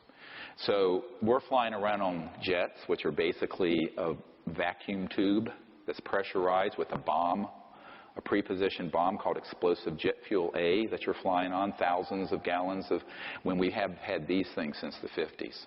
How ridiculous. We're sending our astronauts up on rockets that blow up and kill them like the shuttle astronauts when we've had these things since the 50s. This is criminal. It's outrageous. But that's the way it is. So this is how it's developed. And then I just wanted to let you know that this new facility, the Cube, is, I have an engineer that I've met with who works in that facility. And they work on not just the propulsion systems, but also the electronic warfare systems and the bio-nanotechnology, which we'll get to after our break. And those are the things that the UFO retail world of books and movies and conferences would call aliens. These are man-made. They have integrated circuits in their brains, and they walk around. They're little gray or reptilian or creepy-looking things. These are man-made, 100%. And I know the men working on that, but the Cube is associated. That's one facility associated with those. Another facility is Dulce. Another one is Pine Gap. So the other, of course, you've all heard Nellis Complex. It's Area 51. More specifically, it's S4, S9, and S12. Those are compartmented areas. You have to have a password and biometrics to get into them. Pahut Mesa and Area 19 and Groom Lake. These are all things that have been provided to our government officials. In New Mexico, you have the Los Alamos National Laboratory. It has an underground connector, that goes to the Dulce complex, which most people don't think can really exist because you go to Dulce, there's nothing there. Remember this simple fact. Nothing critical is above the surface of the ground. it's either in space or it's underground. Everything, including White House facilities and Pentagon.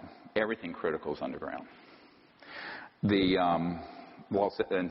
Kirtland Air Force Base has the Sandia National Laboratories and the Defense Nuclear Agency, Phillips Labs again, Manzano Mountain Weapons Storage Facility and underground complex that connects, Coyote Mountain Test Site, north end of Manzano, the White Sands Complex, and again, the Dulce Complex.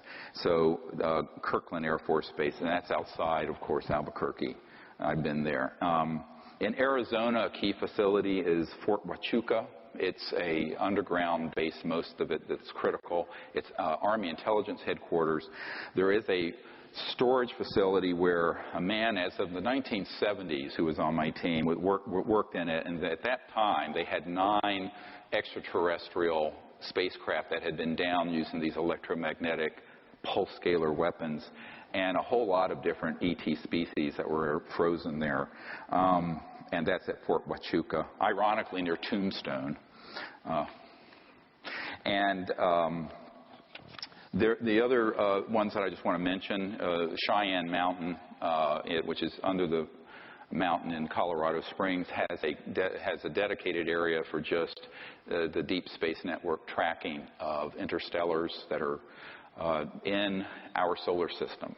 And one of my military advisors, a man who's been in many of these unacknowledged special access projects, actually was in that facility and got to see this Console 50 where they had tracked, and he said that they had tracked an object at that time that was in our solar system that was 26 miles in diameter, an artificial ET object, moving, as he put it, under its own steam. He's a Navy guy. I said, I don't think it's working with steam, but yeah, you're right.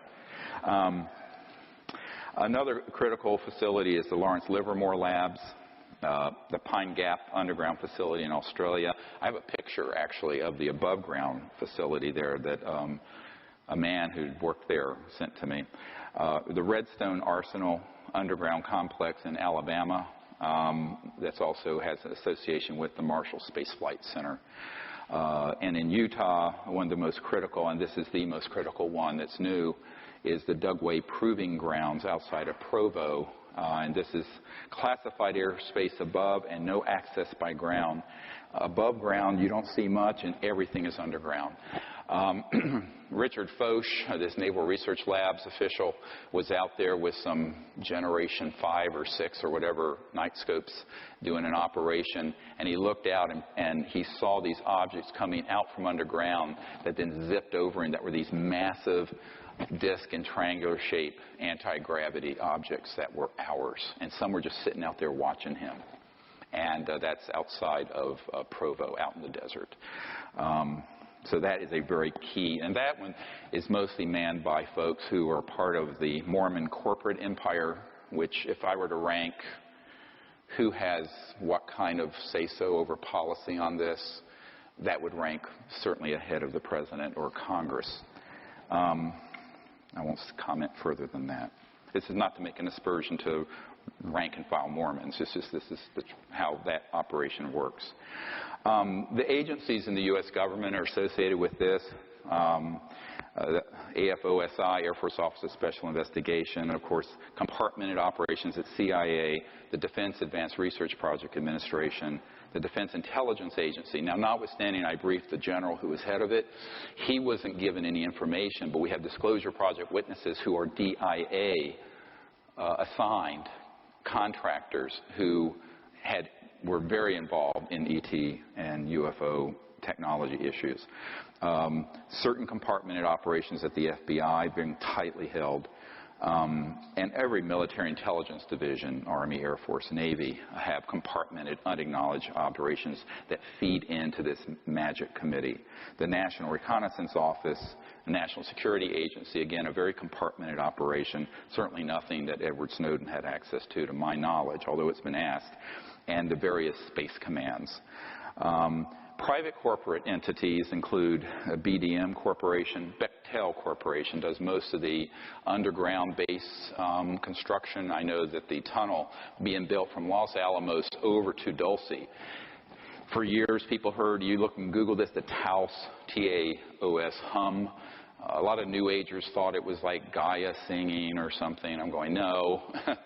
There's a massive nuclear-powered tunneling device that was going from Los Alamos over to Dulce, and as it was going, it goes through bedrock and glassifies it into this massive tunnel that then anti-gravity electromagnetic vehicles transport people carriers underneath the ground.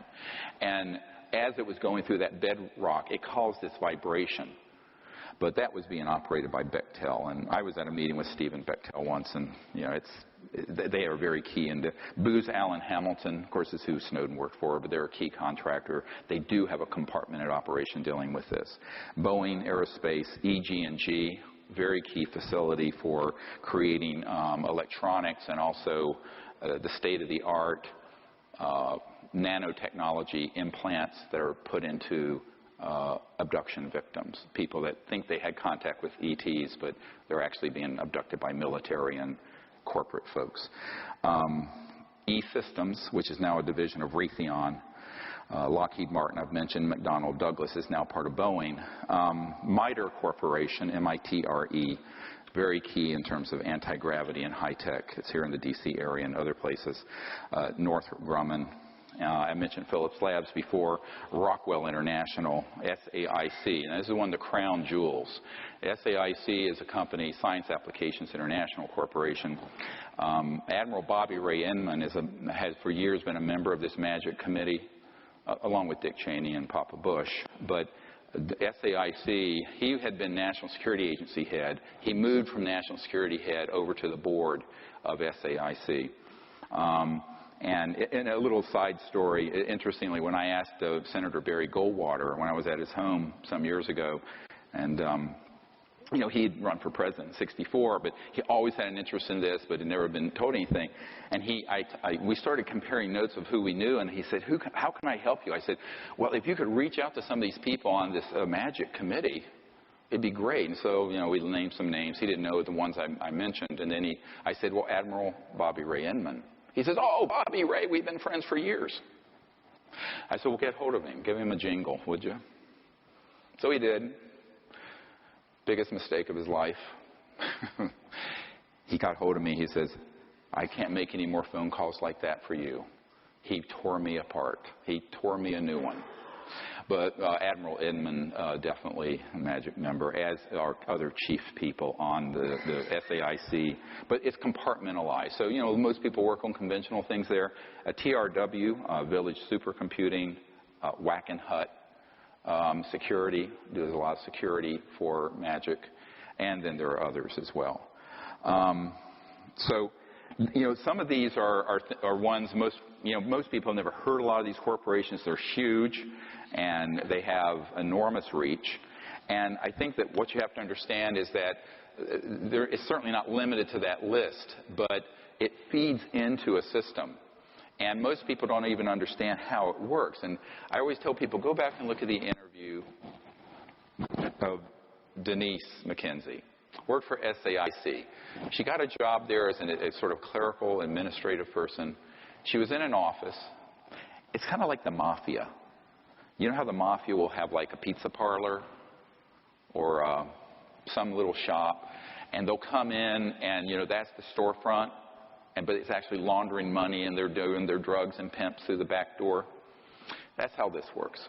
So she was in this office at SAIC, and it was an office. It was running multi-million-dollar contracts for the U.S. government. And she said, what is this? There's nothing going on here. And she went to this file cabinet, and there were just all these dummied-up reports that would go back to Capitol Hill to justify the money. And when she started asking about it, they said, don't ask about this. And what she basically was told, this office receives the money. We generate false reports back to the president and to Congress. That money then passes out of this office to a black project dealing with UFOs, electronics, anti-gravity, stuff like this. So when you get to some of the accounting, I've met recently with one of the big four accounting firms. They said, yeah, this is exactly how it works. If you go to, they'll basically say, here's what we're doing, and if you try to penetrate further to actually get to a granular level of where the money is going, they'll say, well, you don't have a need to know. That's a top secret, special compartmented intelligence, and basically you have to take their word for it. So it all gets rubber stamped by the big four auditing firms. But it's very illegal. You'll remember in the film Sirius, Donald Rumsfeld, the day before 9/11, I'm not sure he knew he was being filmed, said $2.3 trillion unaccounted for. Recently I found out from a good source, it's $8.5 trillion now. So there's $8.5 trillion that have basically been embezzled, misappropriated, used without the knowledge of the Congress or the President. That's a lot of money, even for America. So that is exactly how it operates. But if you take that one little example from SAIC and multiply it through all these corporations and all these different government offices, that's how the funding mechanism works. Does that make sense to folks? So I hope that made sense to you guys. I'm going to say let's take about a 15-minute break to stretch and to have a bathroom break. And when we come back, I'm going to go back into deep knowledge of how the funding works and really what the agenda is behind the secrecy. Thank you very much. All right. So if someone up there can ask people to come have a seat, thank you. Hope you guys had to stretch your legs a little bit. I know this is a long presentation, but it needs to be.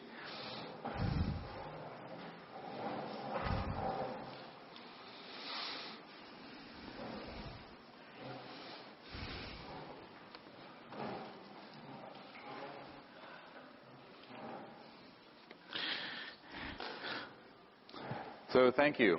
I'm glad everyone made it back. So in the next hour and 45 minutes, I want to cover enough material so that you might have a few questions at the end. You probably have a few thousand questions already. One thing I want to go into just very quickly is the key role that control systems play within the media and the scientific community. Now, this sort of surprises a lot of people, and some people they're not surprised. First, let's deal with science. One thing you have to remember about science is that scientists are humans first and scientists second, right?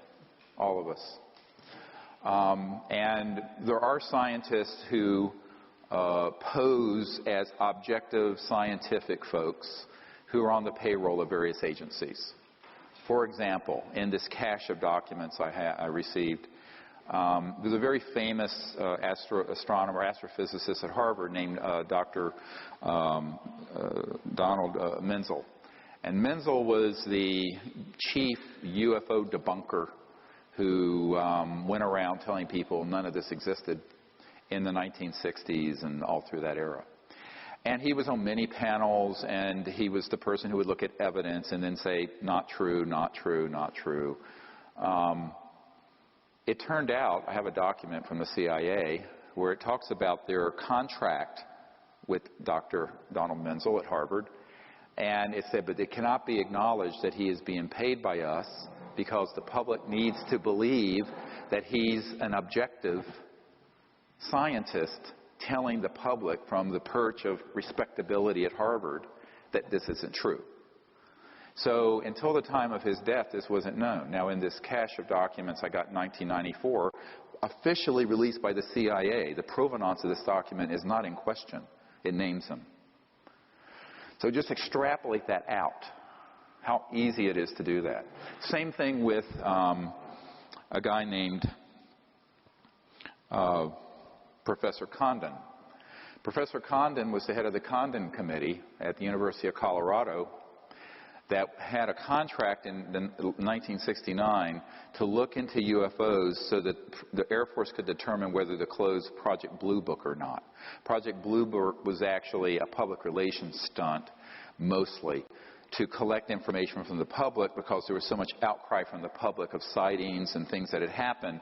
And the public, particularly Congressman Gerald Ford at the time, was furious that they were debunking events that had happened in Michigan that his constituents said were absolutely right there, here, ET craft right here. And Dr. J. Allen Hynek, who later came clean, who's also an astrophysicist, made the famous comment that it was swamp gas. And later, of course, he said, we knew it wasn't swamp gas. We knew it was ET craft. And he left Project Blue Book as their chief consultant and started the Center for UFO Studies there in Chicago.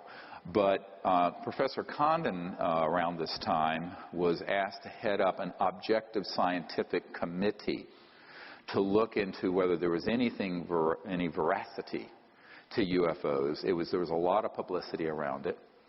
And like all government committees, it's always, when they form a committee, they already have it, it's a done deal. It's just wind dressing. So he headed up this committee, a lot of scientific people, and Dr. Robert Wood, a Cornell PhD, worked for McDonnell Douglas, now part of Boeing. And actually, Dr. Wood, who is one of our Disclosure Project witnesses, told me, and it's in his very lengthy testimony I have. You have to understand I have hundreds of hours of this kind of testimony on videotape. When he was working for McDonnell Douglas, old man McDonald himself asked him to look into UFOs and gather evidence. And so he began to do this. And he discovered a number of things. That A, they were real. B, they were interplanetary. C, they were using a type of gravity-controlled propulsion. And D, most interestingly, in many of the things that he looked into, he found that the ETs had electronic devices that were what I call technology-assisted consciousness and consciousness-assisted technologies, meaning that there was a trans-dimensional nexus between the electronics of these communication devices. I mean, you know, this goes at the speed of light. It's just junk, really. It's 1800s technology, and, you know, it's the Morse code. No offense, Apple.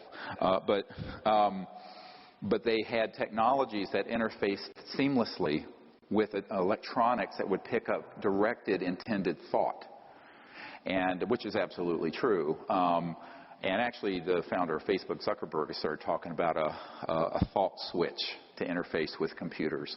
I don't know if he's been reading my material, but anyway, I started writing about that in 1990, 1991. And when Dr. Wood saw my comprehensive assessment of the UFO subject, which was written in 91, it got kind of moved through the agency and the aerospace community. And I was just starting this project, very obscure at that time, just this country doctor in North Carolina rattling around in an ER. And it made its way over to McDonnell Douglas, and I got this phone call from Dr. Wood, and he said, "You have no idea how right you are. How do you know this?" I said, "Well, I've had contact, and it's quite obvious. I mean, if you're any thinking person, you're not dealing with electronics that are the speed of light, or travel that's the speed of light. It's too slow. Because some of these are from other galaxies, like the picture we have of that one ET that's from Andromeda, 2.5 million light years from here. You know, they're not getting here at the speed of light. It'd take 2.5 million years to get here." So he said, "Well, I really want to meet with you at some point." So we kept in this relationship, and he eventually told me that when he was doing this work for McDonnell Douglas in the 60s, that he was put on the Condon Committee because they thought, because he was a very prestigious aerospace guy at a major aerospace company, that he would go along with the debunking whitewash of the Condon Committee. And Dr. Wood was someone who started bringing in boatloads of evidence.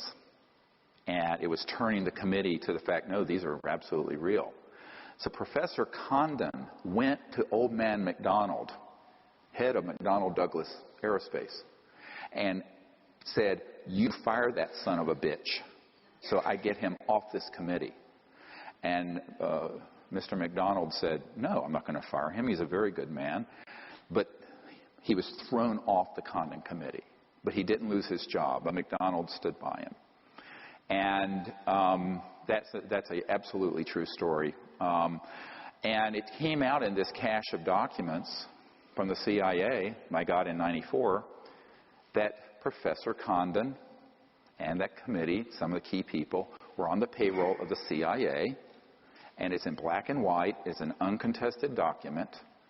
University of Colorado Boulder, prestigious aerospace guy, and he was carrying water and doing the bidding of the intelligence community, all the time masquerading as an objective scientist. So this is why, I have said, like Seth Shostak and those people who are with SETI, the Search for Extraterrestrial Intelligence, they are either the stupidest people in the world or they're on the payroll of somebody to lie to the public. You cannot be that stupid, given the dispositive evidence we put out there. And I actually debated on Voice of America, the head of the SETI project, Seth Shostak, and I had my disclosure project witnesses there. We basically cleaned his clock because the evidence is so dispositive and overwhelming if you go through our material archive. But this happens all the time. So if you just extrapolate, that goes a couple of examples throughout the professorial class and scientific class. It's how it's done. Now, in some cases, it's done not for payment so much as to protect your own reputation. For example, there was a guy named Carl Sagan. Everybody know who he is? Cosmos series and all that. He actually was on the payroll of the intelligence community. And what happened is that Carl Sagan, there were some improprieties in his PhD thesis, which led to the intelligence community reaching out to him. And they basically said, you're going to tell the public what we're going to tell you to tell the public, or you're going to be washing the floors at Cornell. You're not going to be a professor. And a good friend of his, two of his friends, George Fennell, who co-founded the Extrasolar Planetary Society and founded the Allegheny Observatory outside Pittsburgh, who's on my team, James Mullaney, who is a very eminent astronomer who was the editor of Sky Telescope magazine and Astronomy magazine, confirmed to me that this happened to Carl Sagan. And one of them told me that he basically aged 30 years in a month because he had to sell his soul to the devil. And so he went from someone looking into UFOs and actually said some positive things about their reality to being a chief debunker of them. And that was a real tragedy because they had what's called opposition research, like a political party had. They had dirt on him. And they used it to turn him. But to the public, he was this renowned, respected scientific figure. So just magnify that all through society. That's how it operates. And I know it's not a very pretty picture. It's a little cynical. It's not cynical. It's just a reality. People need to, it's childhood's end here today. Wake up. This is how the world actually works. It's bare knuckle time. And that's one of the big problems is that the same thing happens in the media. Everyone thinks we have a free press. We don't have a free press. We have a free press about things like the stain on the blue dress or something like that. Or other, Kardashian's wardrobe. But on anything really critical like this, we do not have a free press. And I can give you many, many, many examples. I'll only give you a couple. And this involves both the mainstream news media and another one that involves Hollywood. Take this and extrapolate it. Ira Rosen won his Emmy working with Mike Wallace at ABC News. He then became the executive producer, ABC News New York, for Primetime Live in 2020. When we started moving forward with the Disclosure Project, he came out to my farm in Virginia and came out with a production team. I gave him 35 hours of top-secret testimony and countless top-secret documents. And he says, either this is the biggest hoax in the world or the biggest story in human history. And he says, I think it's the latter. I said, it is. He says, we're going to do a series of town hall meetings with your witnesses, and we're going to do a huge expose on this. I said, I don't think ABC will let you. And he said, I'm the executive producer, and I have the final decision over this. I said, Ira, I don't think they'll let you, but I'll cooperate here. Here's 20 years of research and all this effort. You can have it on a silver platter. No payment. I'm not a consultant. I give everything away for free. So he goes back to New York. He takes me up there. There's Diane Sawyer and all these guys. Well, you know what's interesting? And I said, well, if you can make this happen, it's awesome. So a couple weeks later, he calls me up rather sheepishly. And he says, Dr. Greer, they're not going to let me do this story. And I said, well, Ira, I thought you said you had total control over programming for primetime live. He says, Dr. Greer, not for this. And I said, well, who are they? He says, Dr. Greer, you know who they are. And that was the end of it. And we've stayed in touch. He's now back with 60 Minutes. But that was one of the reasons why many of you may have remembered that Mike Wallace went on Larry King Live and had a deep depressive breakdown. And he talked about, he kept saying, I was a fraud, I'm a fraud. And part of it is that a guy named Schwartz, who was on the board of Time Life, and I met. And he was very good friends with Mike Wallace. And Mike Wallace had gotten a hold of a cache of these documents. And I was in New York at a party. And Bob Schwartz said to me, he says, look, he said, the media has become the scribe taking dictation from the right hand of the king, and particularly on something like this. And so Mike Wallace, who was this esteemed investigative reporter, couldn't touch the biggest investigative reporting story in history. And he felt like a total fraud and went into a deep depression over it. If you take Hollywood, the same thing happens. The only movies you really see that come out anymore, now Close Encounters of the Third Kind by Spielberg was a docudrama. He was given access to some of the secret files at Wright-Patterson Air Force Base. That's true. If you haven't seen that movie, go see it. It's classic. But in modern times, that was in the 70s, I think, it just isn't possible. The studios are completely mobbed up with people, just like these scientists who actually are on the payroll, with people that respond to the intelligence community. So Arnold Kopelson was a huge producer, had multi-billion-dollar in gross sales for his movies, flew me out to L.A. He wanted to do an enormous expose, true life story, be like Argo, but based on my work and what I've done.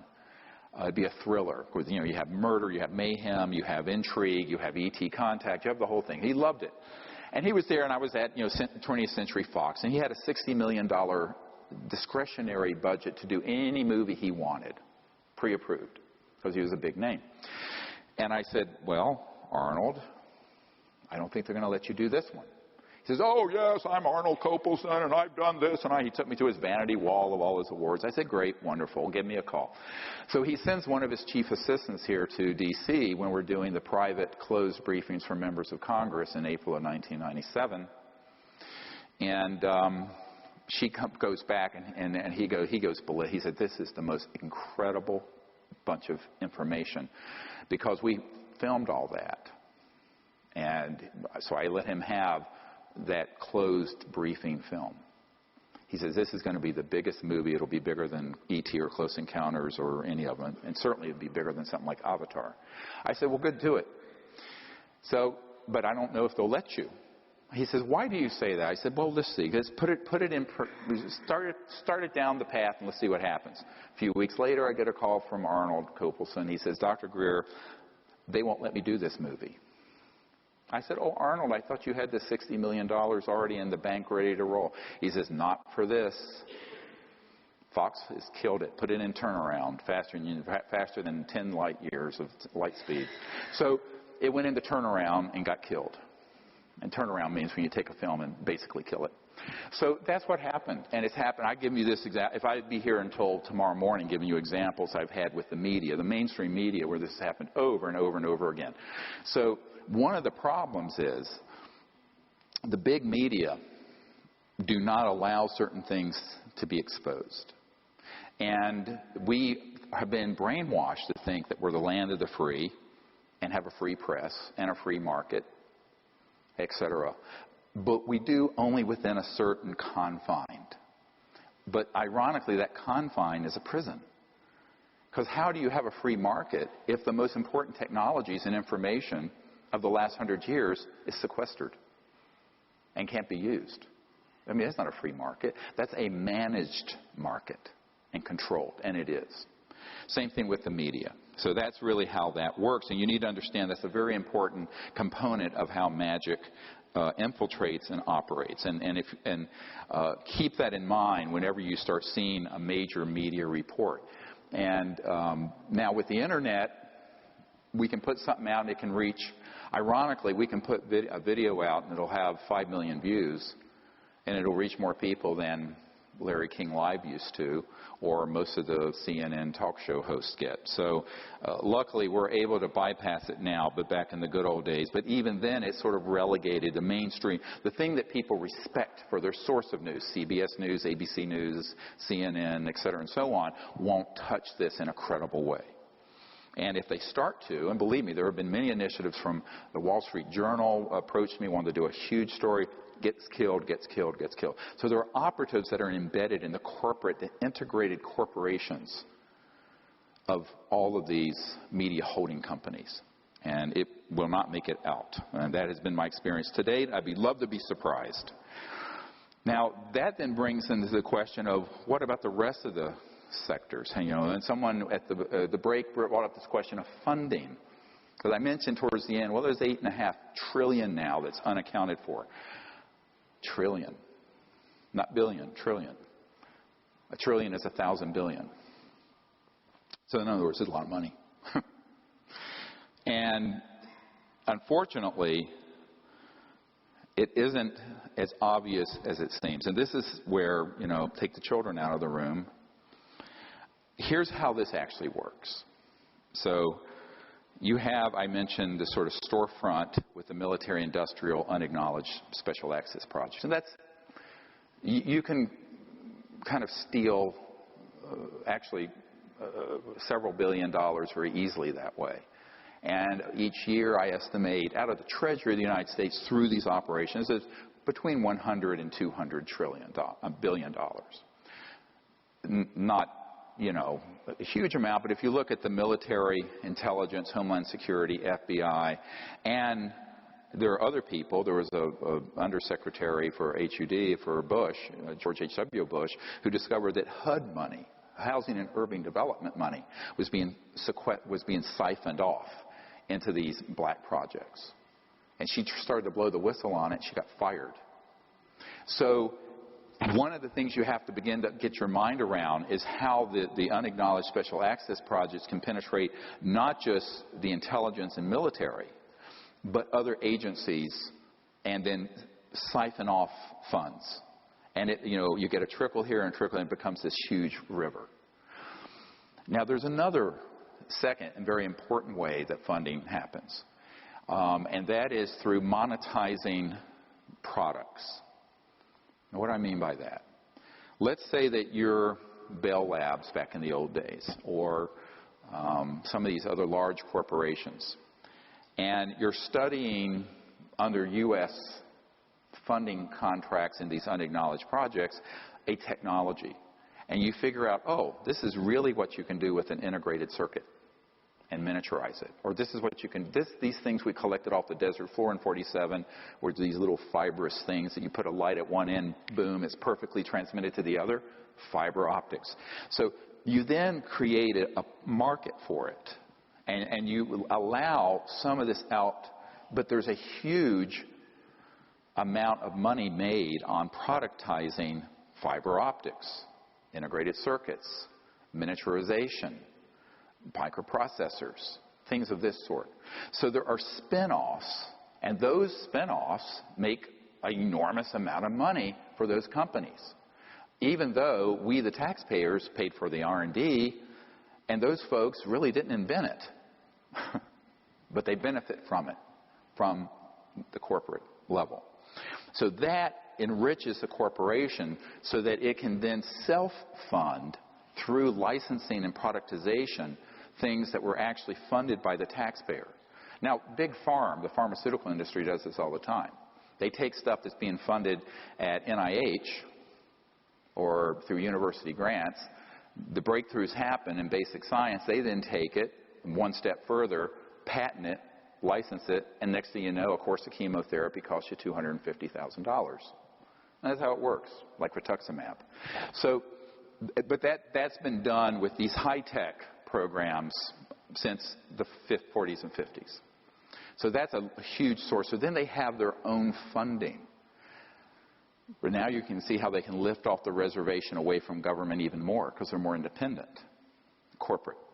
Then there's the banking sector, and this is the big one.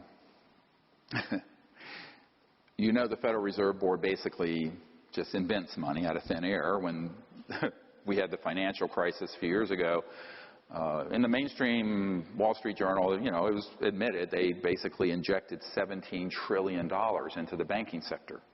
Trillion. TARP was a small part of this. 800 billion, not much. This is 17 trillion. They basically, at no interest, gave $17 trillion to the gangbangsters, I call them. They are gangbangsters.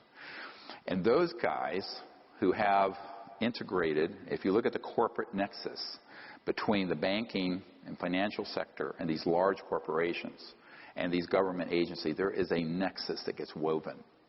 And the real power is really in the financial, macroeconomic level. And they basically can fund whatever and whoever they want and can move money around virtually with impunity. They're too big to fail. And at this point, there's a joke that if you think they're being regulated, this is a joke. So the gangbangsters have learned how to use that system, and they have investments and interest and startups, you know, whether it's the Blackstone Group or the Carlyle Group, and this, you know, private banking at J.P. Morgan Chase, and with this and that and the other thing. And so there's this whole labyrinthine system that involves the banking sector. And then there are covert parts of the banking sector. I'll tell you a story of a man who, back when I was working on this, and they'd made another run after I said no to the head of Army Intelligence when they wanted to buy my silence with $2 billion in slush fund money. I was taken to the Wrigley Mansion in Phoenix one night, and it was a late night meeting, maybe 10, 11 o'clock, and there was a whole group of people. It was like a conference for boardroom in this mansion. And around the table were a whole bunch of suits, and most of them were corporate, a couple government. And they say basically to me, you know, they said, you don't need to bother with someone like the president or the CIA director. They don't know anything, and they're not going to know anything.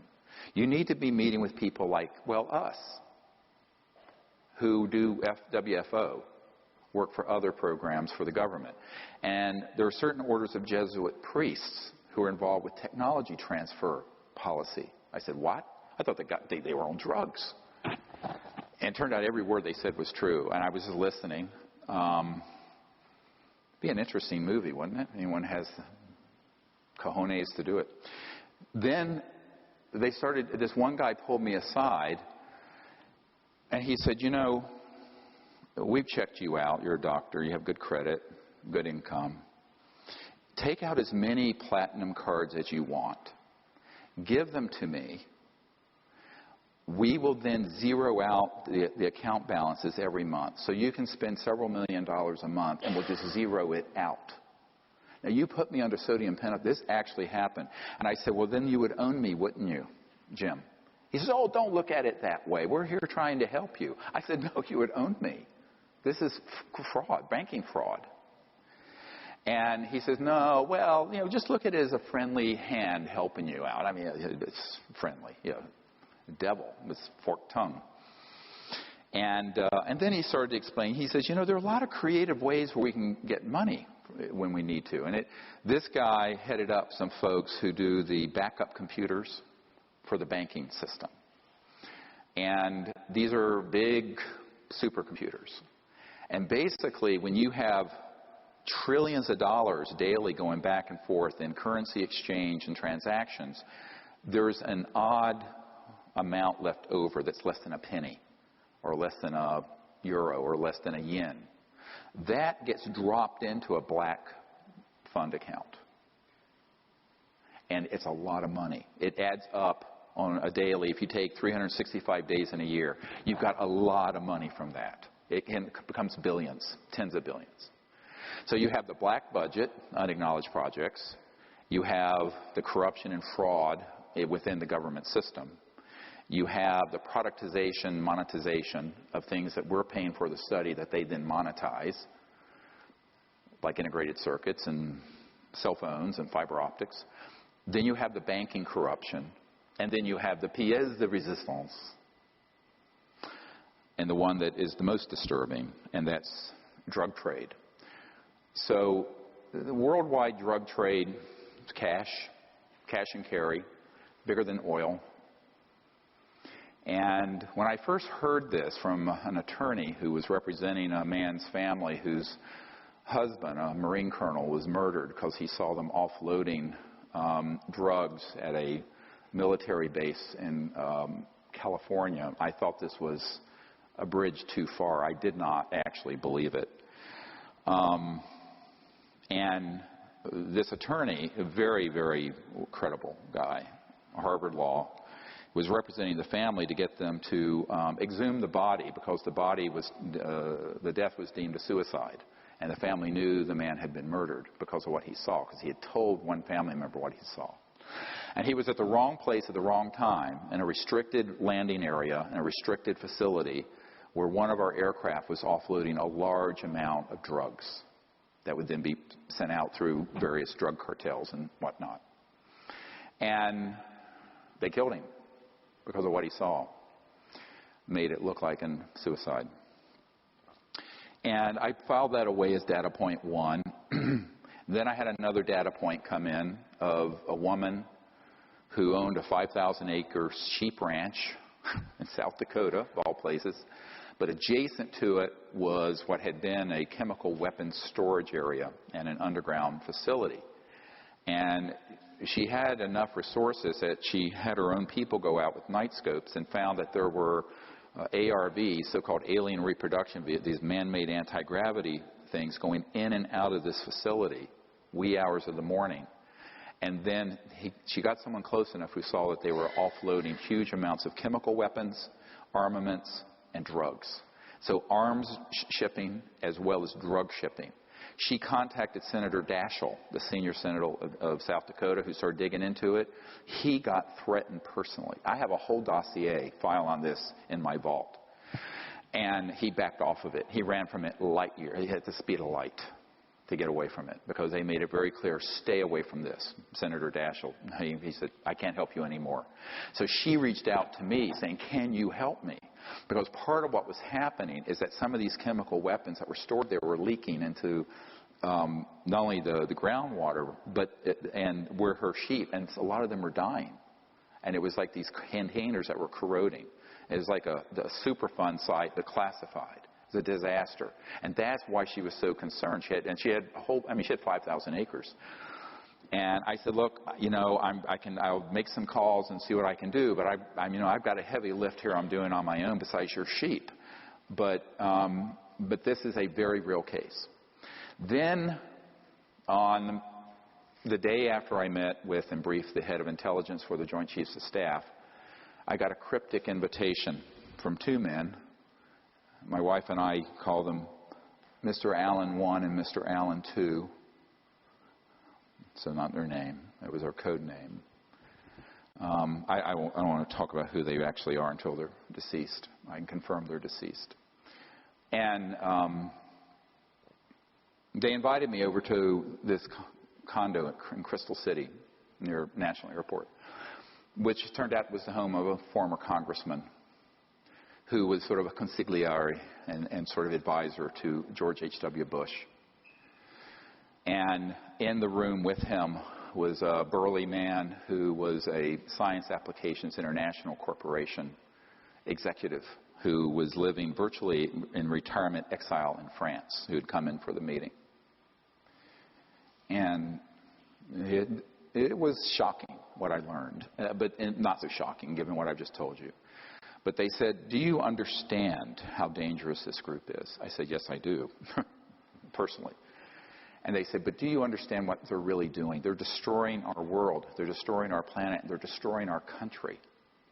And these are the ones that have gotten off the reservation even from George H.W. Bush and have escaped control. Gangland style. I said, yeah, I know that there are special compartmented operations that are unacknowledged that aren't even under the control of MAGIC anymore, MAJIC. They said, yes, there's a big one, and it deals with drugs. He says there is an army of 8,000 men that are special operations folks. And they said that they move drugs all over the world and the country. And we have killed 2,000 of them, murdered them, thrown them out of helicopters, missing in action, because of minor infractions in security, or a hint that there might be. 2,000 of the 8,000. And they began to describe this program in detail, and I listened.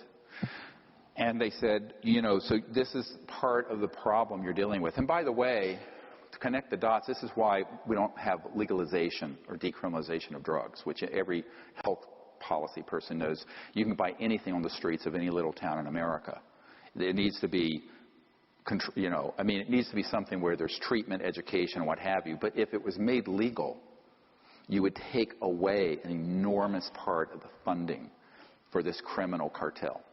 And it is the biggest criminal enterprise in the world. So one of my attorneys said, what you're really describing is a transnational RICO, racketeering, influence, corrupt organization.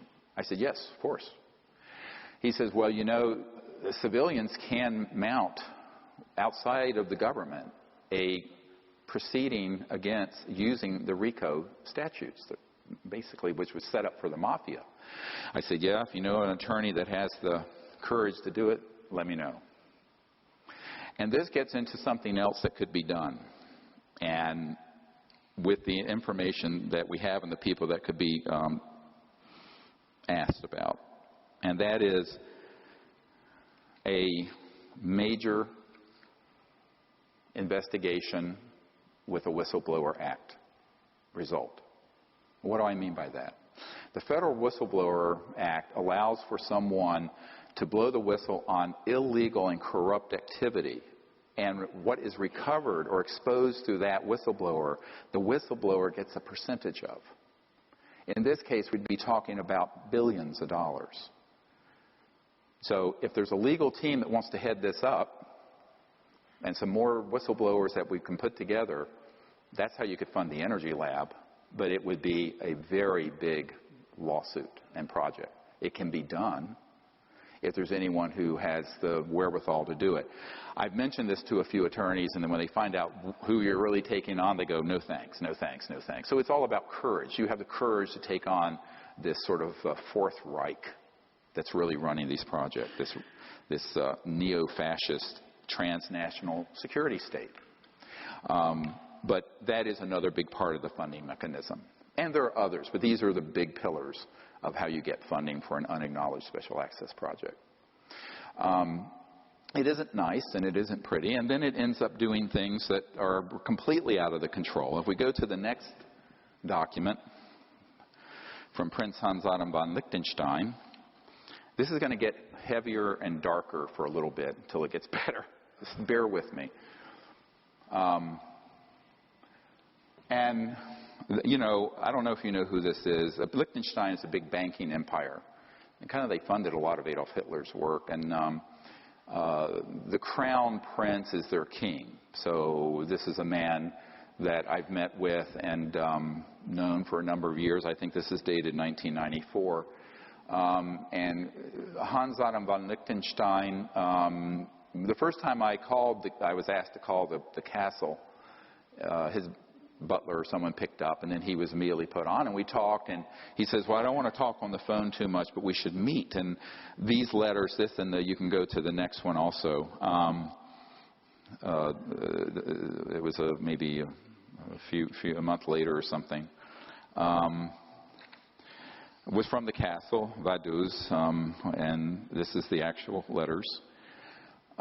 He basically said to me, let's get together. And I think he was wanting me to come to Europe, and I said, well, I'm too busy. I'm working as a doctor. And then it ended up, and although it's not reflected in this letter, he came to New York and stayed at the Four Seasons Hotel there in Central Park. And so he invited me over, and I had a meeting with him. But He says, from what I know of your assessment is correct about the group, this cabal, which is controlling the issue we discussed, UFO.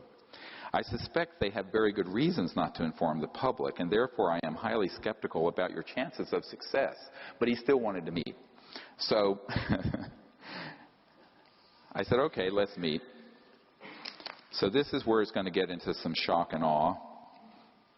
I'm going 94 in July. I go up and meet with him at the Pierre Hotel, Four Seasons.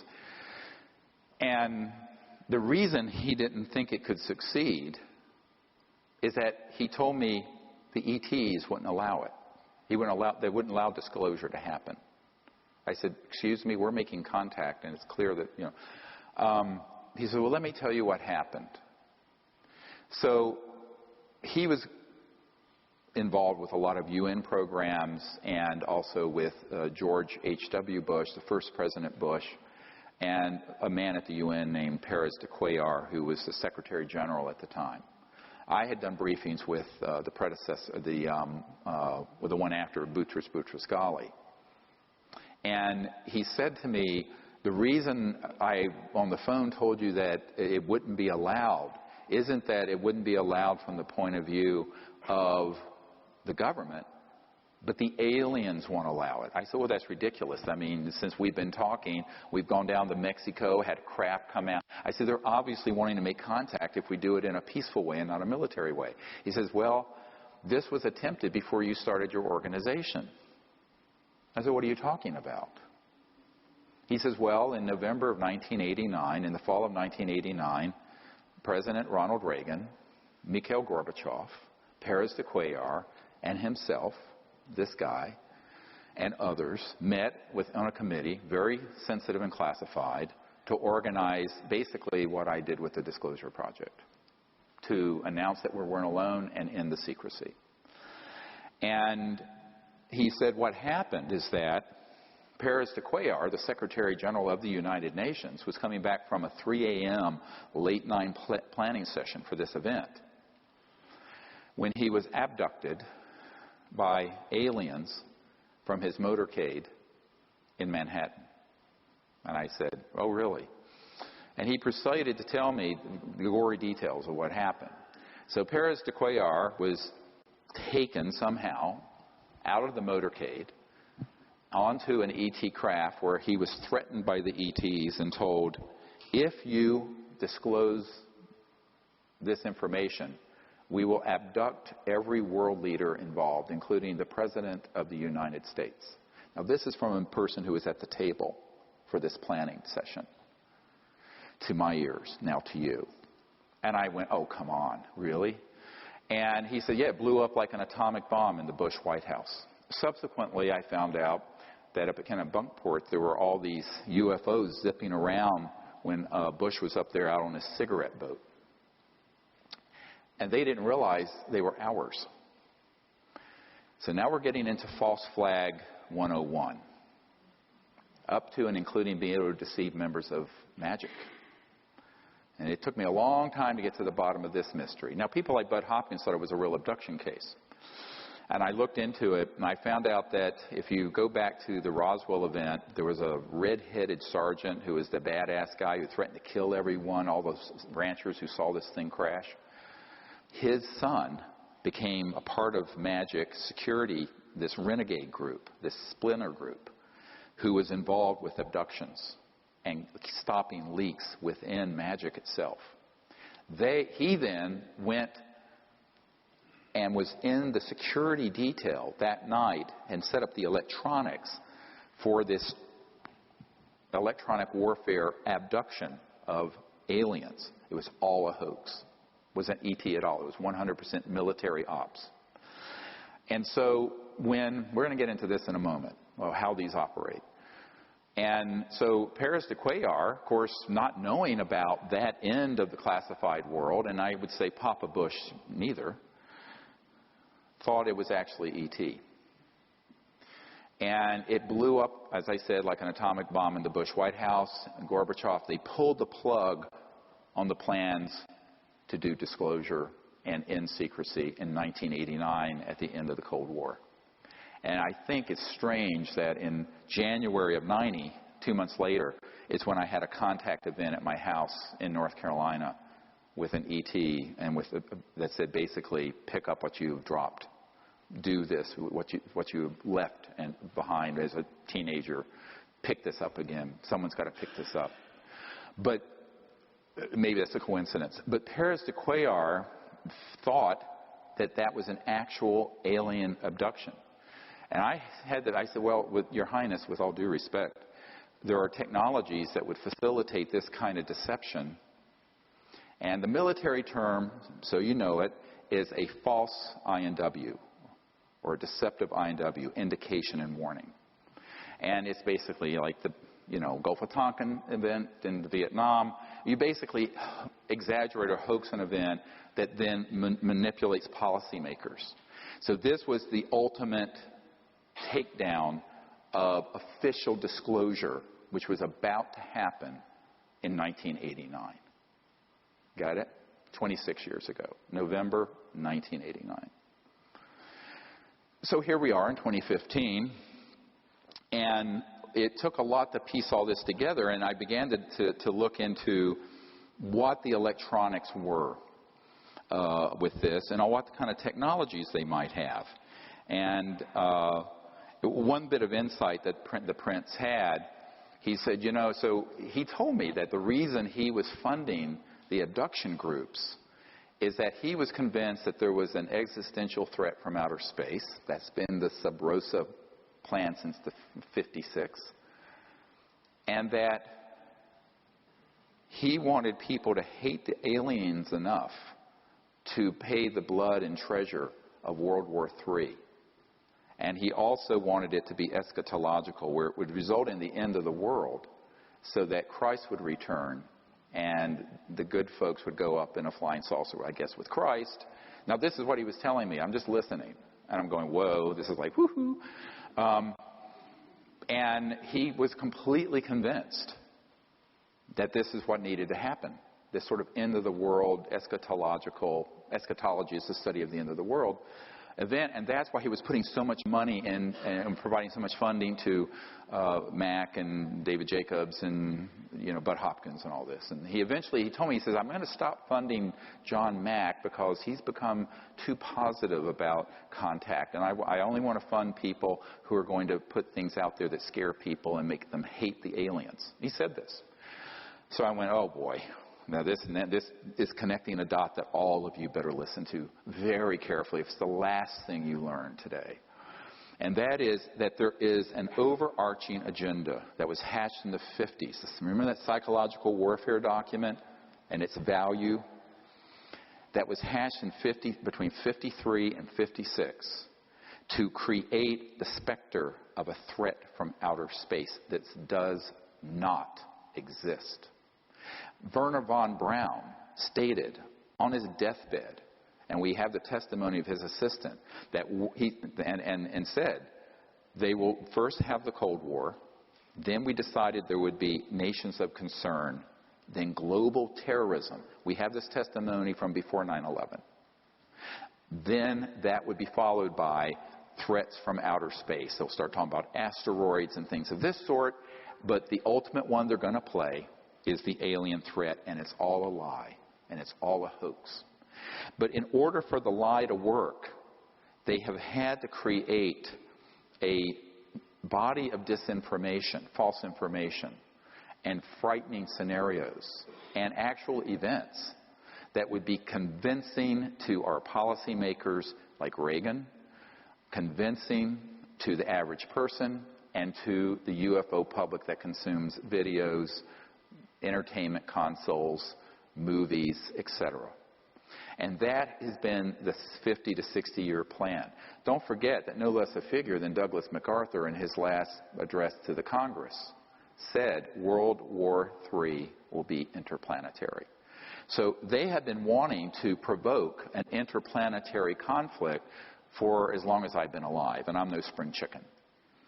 And all right, so this gets into a huge problem of how people consume information and can be manipulated through fear. Because if you look at the roots of human warfare, the early days, and even today, it's people abducting a tribe's women, raping them, abusing them sexually, etc., and so on. This is all stuff that they are simulating and saying that the ETs are doing through these abduction scenarios. It is 100% being done by military special operations that are this paramilitary force. And this is the deep end of the pond. Now, when I discovered this back in 1994, now this is 21 years on, I was told by someone in the intelligence community, don't talk about that, because that's what's really dangerous for you. And it's also what will discredit you, and it will also cause them to hate you the most, because you're defanging their whole war plan. The next big war is not terrorism. It's interstellar. And if you expose that it's a hoax, it takes all the steam out of their plan. I said, yes, but if we don't, we're cooked, because there's no way you can have war that's interstellar and survive it. It'd be worse than mutual assured destruction, because the technologies are 1,000 times worse than a hydrogen bomb. So I said, look, we're going to have to figure out how to deal with this. And the only way I know how to do it is put the sunlight in there and let people know what the truth is. So a man came along. If we go to the next slide. And you probably have seen this. It's up on our website. When we first put it up, it had over 600,000 views. The next day, the intelligence community went in and said there were 6,000 views. By the way, if you believe the metrics on Google and YouTube, I have a bridge to sell you. It's all can be manipulated, because it moves you down the search engines. So when this hit, within a couple of days, had 600,000 views. This man, William Powlick, his name is pronounced Powlick, was a man, very good man, who gave me an interview only to be released posthumously after he died. And not long, a few years ago, I got a letter from his wife, significant other, I guess, they weren't technically married, with a death certificate and a letter giving me permission. And he had passed away. And I have a lot of these, and I honor my word about keeping a confidence. So what happened is that he gave me this interview, and in it, he talks about the development of RF radio frequency chip implants back in the 70s and 80s. And when he was developed, it was totally an accidental thing that happened. He was with a company that developed it. He then got called into the CIA, and they started doing special programs for the CIA to develop it. And at a certain point, Siemens in Silicon Valley manufactured 2 billion of them, with a B, of these RF chips. And the way they work, they can be so miniaturized, you could eat something with it. It has a radio free, and it can transmit not only where you are, but the really advanced ones have a neurophone capability to control thought and behavior. Very sinister stuff. So you can actually do a lot of psychological warfare with these RF frequency chips. Now that was the early stages in the 70s and 80s. Now you figure, 40 years later, they're more and more and more and more sophisticated. And as I've watched the whole UFO subculture sort of get involved with this whole fascination with abductions and implants, I went, yeah, but EG&G is on one of the plants is on the edge of the Area 51. They're the ones manufacturing the implants that you're taking out of these abduction victims. Absolutely. They're not coming from outer space. They don't need that. If you're interstellar, you're transdimensional. If you're transdimensional, you don't need an RF frequency plant chip to track anybody, because their technologies are way beyond that. I said, this is human, 100%. And you better wake up.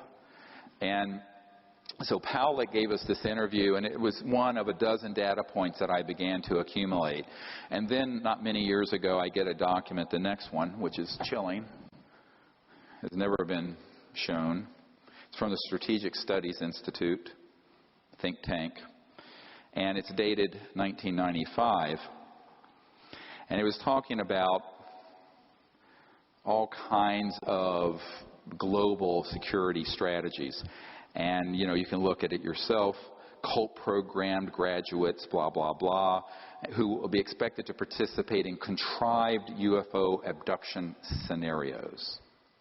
Listen carefully. Oh, we need the next one up. Strategic Studies Institute. Is it? I can't see the screen. Is it up? All right. So I loathe reading to people but this I will. And number 2, create a global UFO cult, which will involve, this is what needs to be done in order to actuate this false flag operation, that will involve the abduction of citizens so as to foster an illusion that this Earth is facing an extraterrestrial invasion. UFO abductees of preference will have an experience in computer technologies, since that expertise will be required in future technocratic RMA scenarios. Use of experimental drugs, holographic projection capabilities, directed energy technologies, I'll get into that in a moment, induced auditory input. These are the neurophones I mentioned that Werner von Braun said the most dangerous thing is the neurophone non-local things that can be done to make people think they're having an experience when they're not. Input experimental aircraft, well, that's just a euphemism for man-made UFOs, and special effects costuming and stagecraft, among other things, will be used to persuade the abductees of the reality of their circumstances. Official denials regarding these events will employ reverse psychology to ensure that all such denials are taken as official confirmation of an imminent and or ongoing extraterrestrial invasion. This is the next page. UFO abductees will be persuaded to worship their anticipated ET conquerors in cult-enforced religious fashion. UFO cult networks will be controlled by U.S. intelligence to limit infiltration and ensure that dissidents do not disrupt UFO long-term agendas. Uncontrollable dissidents will be assassinated, preferably by directed energy means. Dissociative satanic cult graduates will handle all such executions, i.e., when not actively lending logical and theatrical support to UFO abduction operations. Number 3, directed energy surveillance and weapons technology of all types and caps will be used for purposes of spreading fear and confusion in the population at large under deniable circumstances, for eliminating persons deemed adversarial to U.S. national security interests, and for spotting, assessing, and manipulating potential recruits to the RMA cause. Neurocybernetics and other psychotechnologies will be used to sow confusion and hypochondria in the population. The symptoms and effects produced by these and other directed energy technologies will parallel the effects produced by various microbes, viruses, and chemical imbalances, thus compelling a large segment of society to seek medical intervention, which in turn will be a basis for their being used for medical experimentation under voluntary circumstances. Psychiatrists and psychologists will play an important role in these experiments, particularly where denying the efficacy of neurocybernetics psychotechnologies is concerned. Citizens who complain of hearing voices will be used as a basis for generously government-funded schizophrenic-related brain research, on and on and on. It goes on. Now, if you're not falling out of your chair yet, what I want to tell you is that all of that has come to pass and came to pass between the 1950s and the 1970s. A man that I worked with before his death had developed an electronic system in 1956 or 54, that would enable someone electronically to remote view anywhere, and could also affect, some of these have been called radionic psychotronic weapon systems. And they were developed decades ago. Now, how hard is it to deploy them? Not hard. They're not used every day. They're used enough to create a groundswell of conviction that there's an alien threat. So you take that capability, combine it with man-made UFOs, combine it with disinformation in general about the subject, and also certain chemicals, and you can launch an entire contagion of fear that's based on completely man-made false events. So this is the false flag event I wanted to warn you about. And people say, when is that going to happen? I said, it's happened already. It's already happened. The media, the film industry, any UFO conference you go to is going to be filled unwittingly, usually, not always unwittingly, but usually with information that is this kind of disinformation designed to create an us versus them dynamic of an alien threat. And the reason for it is that that is the only way to grow the military-industrial complex. You know, Leon Panetta, the CIA director and then Secretary of Defense, but when he was CIA director, said, you know, we're spending $110 billion a year chasing down 70 al-Qaeda members in Afghanistan. Ridiculous. In order to sustain the level of expenditures and grow the military-industrial intelligence laboratory financial complex, you got to have another enemy. And as terrible as the terrorism threat is, and it's real, it's nothing compared to what they could do, like in the movie Independence Day, where they stage an attack using man-made anti-gravs that look very ET, with this kind of technology, that there's a threat or an attack on Earth. So, heads up, Wernher von Braun, on his deathbed, warned that this would happen and it would be hoaxed. We've had so many people. I have met with one man, I can't get him to come forward, and then another, and then another, and then another, who spoke of, in the early days, they used, I know this sounds terrible, but he was a little guy, and he was so short, and they basically did like you would in a movie, suit and head and mat to make him look like an alien. And there would be military choppers nearby, but he would be on one of these flying discs, man-made, and go in and with a chemical canister and some electronics, abduct people. And he says, oh yeah, I was on an abduction squad. It was way back, I think in the 60s. They've gotten better, and I say better, and they've become more efficient because over the decades they've developed little creatures that look like an ET. They may look gray or like a reptile or this, and they kind of walk like this. They have this robotic, weird walk, and if you look at I saw the video that Stan Romanek had of the one that came into his house, that basically a film company bought up in Black Shelf. Nobody has seen this. I was at his home. And the one that came into his house was exactly one of these so-called gray-like creatures. And the way it moved was this very robotic. It was so obvious that it was a biomachine. And if you go into the brain, it is physical. It has a biological component, but it's laced, the neural cortex is laced with integrated circuits. And it's completely under control of these military operatives. But he thought it was an alien. I said, well, it was an alien, but not an ET. So I used the word alien, which has a very xenophobic ring, to connote the man-made ones, and the ETs are the ones that are interstellar. The aliens that are man-made are ones that are completely under the control of these paramilitary operations. And the stagecraft, if you use the language of this Strategic Studies Institute document, is so good that it would fool anyone. The president, the CIA, you could abduct, and they did. They abducted Paris de Cuellar out of his limousine using this stuff, and he thought it was ET. And that's why they killed the initial plan to end secrecy at the end of the Cold War. Gorbachev was on board, Reagan was on board, Paris de Cuellar, head of the UN, Prince of Liechtenstein was involved, etc., and so on. Killed it. Now we're getting, this I know is where everyone's going, can this man have lost his mind? Every word I'm telling you is true. This is the heart of the secrecy. How do you convince people there's another species to hate? Now, they actually took this from the playbook of Adolf Hitler. The way they conditioned the population. How'd you get a very, I mean, in the 20s and the early part of the 20th century, Germany was the apex of culture, erudition, progressivity, intellectual pursuits, etc. and so on.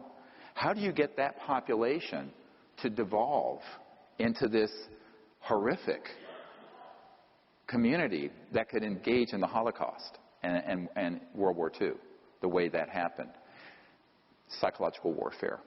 So the psychological warfare masters that were involved with the German attempt at Nazism got pulled into the OSS, thence that became the CIA, and they reside today within this unacknowledged transnational, deep national security state. So that's exactly the problem we're facing. It isn't pretty. Yeah, I've tried to summarize it in these 3 or 4 hours as best as I can, but it's the truth. Now, as Gloria Steinem said, the truth will set you free, but first it might piss you off.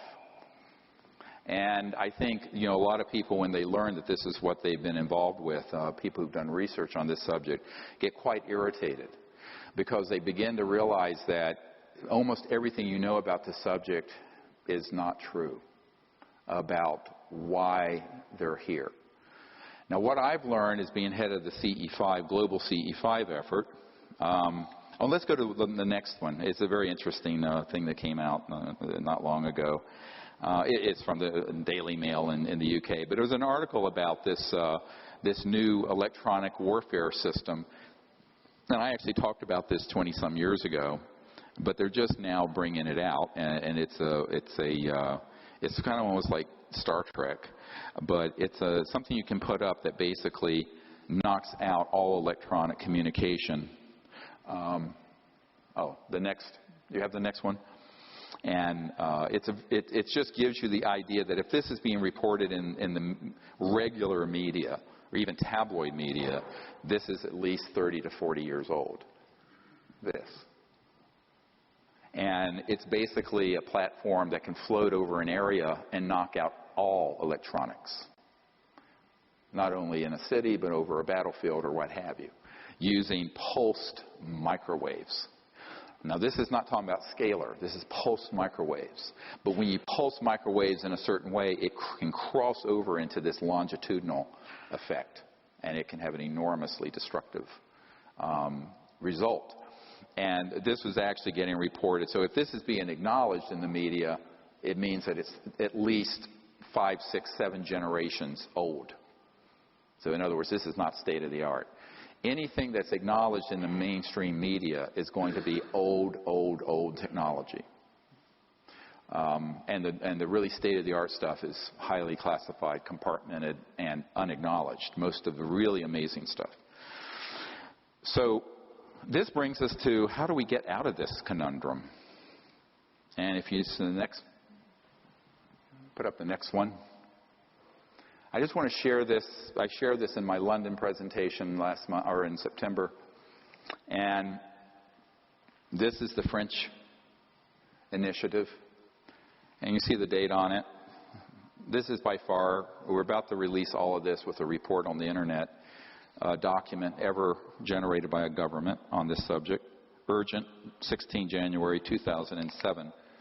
The French government had decided to reach out to us to make peaceful contact with the ETs and bypass this entire unacknowledged world of cloak and dagger nonsense. And so through a series of meetings that happened over 3 or 4 years, this Dr. Moran and his people, a very senior guy, an admiral and PhD scientist, also a medical doctor, with the Ministry of Defense. This is an official Ministry of Defense letter to me and a few other people about this project. And what they wanted to do was to have the protocols established. And with this document came an entire separate attachment that had all the research and equipment that would be needed to do a friendly diplomatic contact with these civilizations in France. And so we cooperated with that. This was something that was not talked about until September.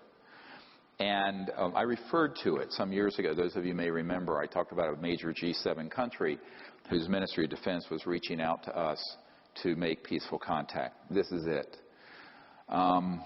You know, I'm speaking of it now because that government left. It was Sarkozy, the President Sarkozy. And enough time has passed that I feel like I can talk about it without too many ruffled feathers. There's still going to be ruffled feathers with this. But importantly, what you have to look at with this document, and it's basically an explanation. If you look at the translation, we had expected to do an event sooner and it kept getting delayed. And the delay was because of, as it says, politics. And there were people interfering with this attempt to go out and have a team of folks with the air support, security support, and have, like in Close Encounters of the Third Kind, a contact, a landing, or a near-contact event under the official auspices of the Ministry of Defense of France. Now, when we started going back and forth with this communication, of course, everything I do is monitored in real time. The French ambassador to the United States got a very nasty phone call from our intelligence community and saying, "What the hell do you think you're doing?"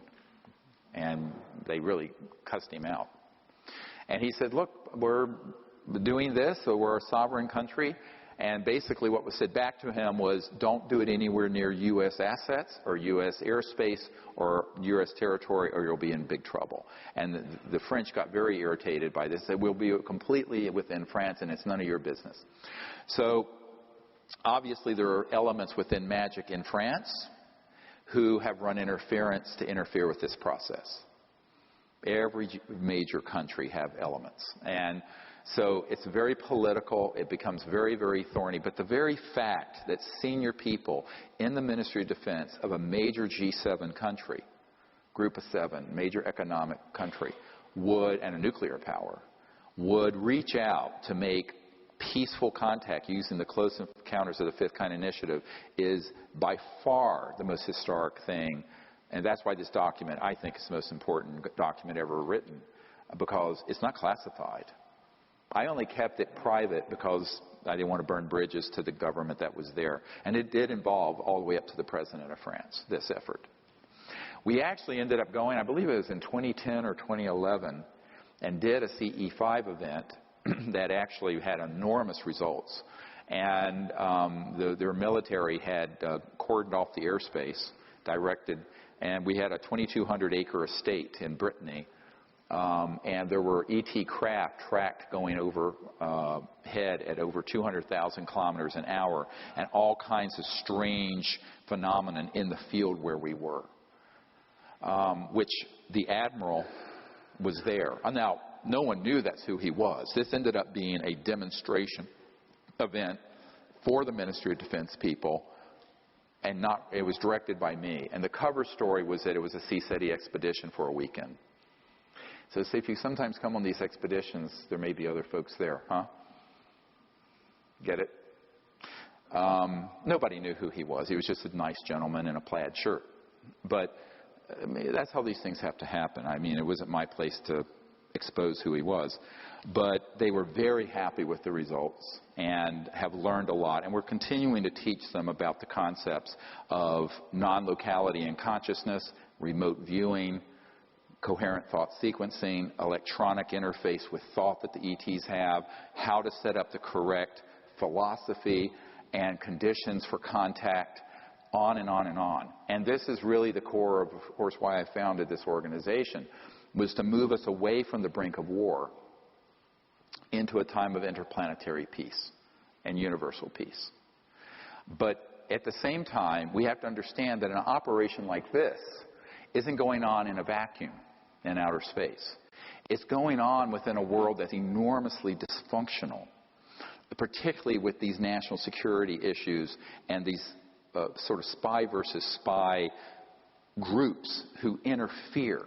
And there was enormous interference between 2007 and 2010 trying to stop that process. And it continues to go on. I mean, it turns out there are people who are key involved with the liaison who are actually moles from magic who are there to disrupt events. Infiltrators. So this is what happens. I mean, this is welcome to my life. But, that should be of no surprise to anyone. And it was certainly no surprise to me. But ultimately, the fact that there would be a major initiative like this from a government like France for peaceful purposes as opposed to a warfare or militaristic purposes is a very positive development. Because I had a lucid dream years ago before I started these projects. And I'm part Cherokee and I have a lot of lucid dreams of the future. Met my wife that way. And we were in the future, and we were at White Sands where the first atomic bomb went off. And there was a beautiful event happening.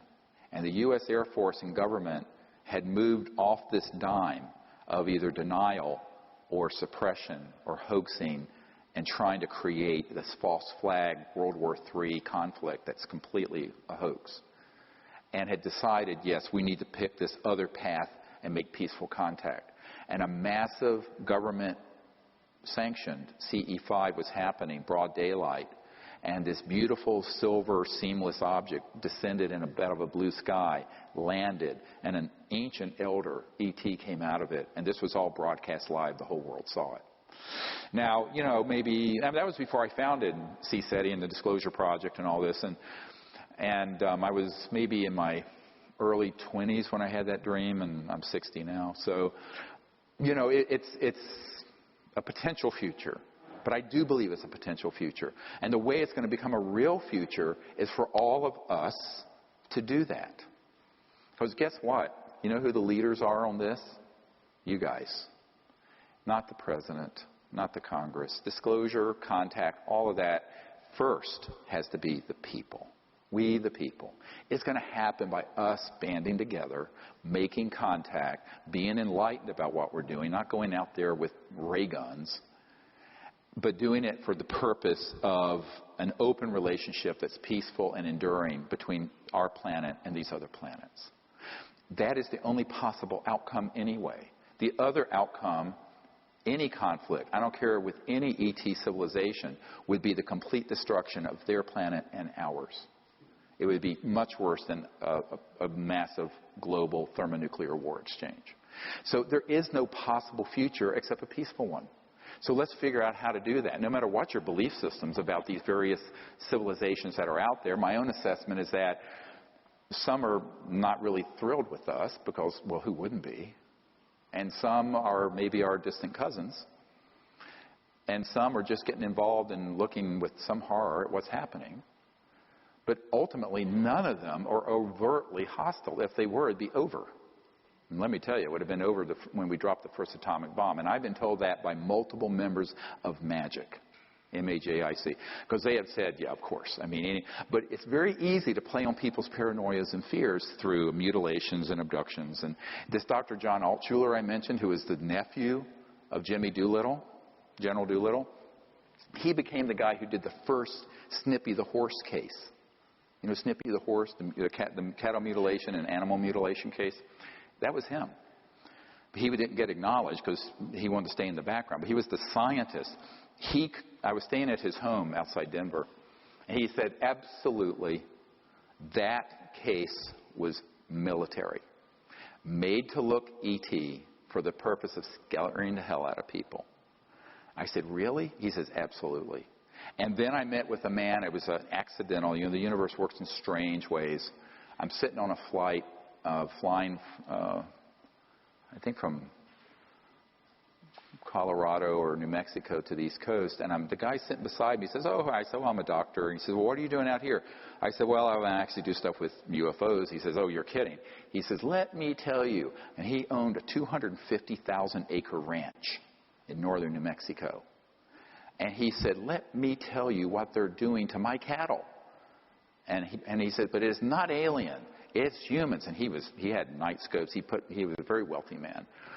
And he said, these guys are coming in there with special silent helicopters, and we have them, My military advisor was on a ship where one landed in a fog, and they couldn't see it. They said, "Where is it? Where is it?" They said, "Look up. It's right above you," and there's no sound, completely quiet. He says, and we caught them red-handed doing these mutilations on my cattle. And he instituted a lawsuit against the U.S. government, but the group doing it was an unacknowledged group that's extra-constitutional, and the U.S. government said, we don't know anything about it. And the government people who said that were telling them the truth. See, this is real plausible deniability, right? Because they can honestly say, we don't know anything about this. So he took it all the way through the federal court system. It just got thrown out. Even though he had dispositive evidence, human, paramilitary, and U.S. military assets were doing it. And, I've shared this with Linda Moulton-Howell and others. An alien harvest, I said, alien baloney. This is being done by people who want to scare the hell out of the public as part of this psychological warfare that was launched in 1953. But there's another reason for it. They're getting raw materials that they do take from that. It's hard to do it underground. Take them to underground bases, which become culture media for the programmed life forms, the man-made ETs I'm talking about. We don't have time to go into what these nanotechnological things are, but let me just say cloning. Dolly the sheep wasn't the first cloned creature. So with the right electromagnetic pulse, it's very easy to clone a human or an ET or take tissue from one, but you need some kind of biological medium. And that's what the cattle mutilations provide, and the other animal mutilations provide the biological medium for these experiments in the development of man-made fake ETs. And by the way, there was an intelligence official who kept calling Stan Romanek, telling him when he had that creature come into his kitchen and said, Stan, it's one of the fake ones. And he didn't know what it meant. I went out there with a MUFON investigator who investigates abductions. I said, yeah, it's a fake one. He says, what do you mean? I said, I've been talking about this for 20 years. The literature is replete with the military involvement in these abductions. It's a fake one. It's man-made. It's made to look alien, to scare the hell out of people, but because it puts fear out in the community. I said, it's not extraterrestrial. It's man-made. But the cattle mutilations do two things. They provide a nexus for more fear. Oh, my God, not only are they abducting people, they're mutilating. But then it creates a source of biological substrate material for the nano biomachines that are these biologicals that look alien. And that was because they were taking them to Dulce, which was near his ranch. Same thing at Pine Gap. I have a science physicist who worked at Pine Gap in Australia, and it's all subterranean, and he worked on projects. He says, we have these creatures coming off like sausages on a conveyor belt. Absolutely. And I was at a meeting in Australia a couple years ago, and the Minister of Defense for Australia was there. He didn't know anything about this stuff. We had a very interesting conversation. But I said, no, you wouldn't. I said, our Secretary of Defense doesn't know about this either. But that is really what's happening. So you have to think that, well, if we can make our way through this nexus of fear and false information that has kind of colonized everyone's mind, then we can go out there with Close Encounters of the Fifth Kind teams and make peaceful contact with these civilizations. How beautiful. And that's why I tell people, don't be afraid of anything interstellar. You should be very concerned about paramilitary human. But the interstellars, not a problem. And I think you have to make a distinction. People say, well, how do you tell the difference? Well, an ET craft has no seams. The light from it is coming from refined materials that are so pure that the light itself looks like celestial. The beings themselves have a completely non-invasive, very intelligent, IQ of 400, 500, that range, and very conscious and spiritual. The PLFs are menacing. They're invasive. The man-made Lockheed Martin, Northrop, SAIC, man-made discs, saucers, triangles have rivets and seams. It's quite clear to tell the difference, but you need to know there is a difference first, because otherwise you're going to think everything is alien, and it's not. And that's why I'm doing this webinar with thousands of people watching. It's going to go up on the web. It's that the public needs to know the difference between the real and the false. and what the agenda is for the false one, and how easy it is, whether it's through a cosmic 9/11 or some other scenario, to manipulate the public into fear and get on a war footing where we then suspend our liberties, our freedoms, and spend trillions of dollars and countless lives in a concocted, hoaxed battle. Don't be fooled again. We need to not be fooled again. And this is the big one that we need to wake up to. If enough of us wake up to this and then go out and make peaceful contact, then those folks who want to see us create a time of endless war can't have their way. They only succeed if you are sheeple who are going to follow along with the conventional wisdom like zombies half asleep.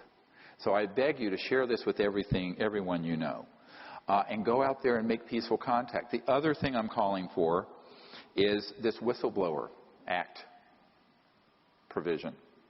If there are people in this audience or who know people who have been involved in these projects who can testify, and if there's an attorney team that will take it, we will initiate this lawsuit. And the next is mass defections. All of you know people who know people who know people. It's 2 or 3 degrees of separation. If you work your network, those of you listening who are in California in the high desert, there are people in Palmdale near Edwards, there are people in Nevada listening right now. You network in your community and you find people who are at these facilities that I named. And unfortunately that document didn't make it, but listen to it. And if they've worked on these projects related to ETs, UFOs, PLFs, program life forms, anti-grav, you may defect with impunity under the National Security Act of the United States. Why? Because we have proven today that there are dozens and dozens and dozens of officials in the U.S. government, in the British government, and every other country who have been denied access through a criminal enterprise, a racketeering influence corrupt organization, the largest RICO in the world, that has involved itself in corruption, and therefore it cannot, if it is violating the U.S., British, and other constitutions, cite the National Security Act to provide cover. That is why on 2001, on May 9th, when we did the Disclosure Project, and I had 20-some people at the National Press Club over here, and then subsequently more than 100 that came forward in the book and videos for disclosure, none of them, even though they had top secret clearances on this issue, none of them ever got a phone call or a letter saying, be quiet. Because we had proven between 1992 and 2001 that this is an illegal, unconstitutional operation. So anyone listening who has a family member, a friend, a neighbor, someone you can network who's been in those projects or are currently in those projects, contact me at our website, Sirius Disclosure, SIRIUS disclosure.com.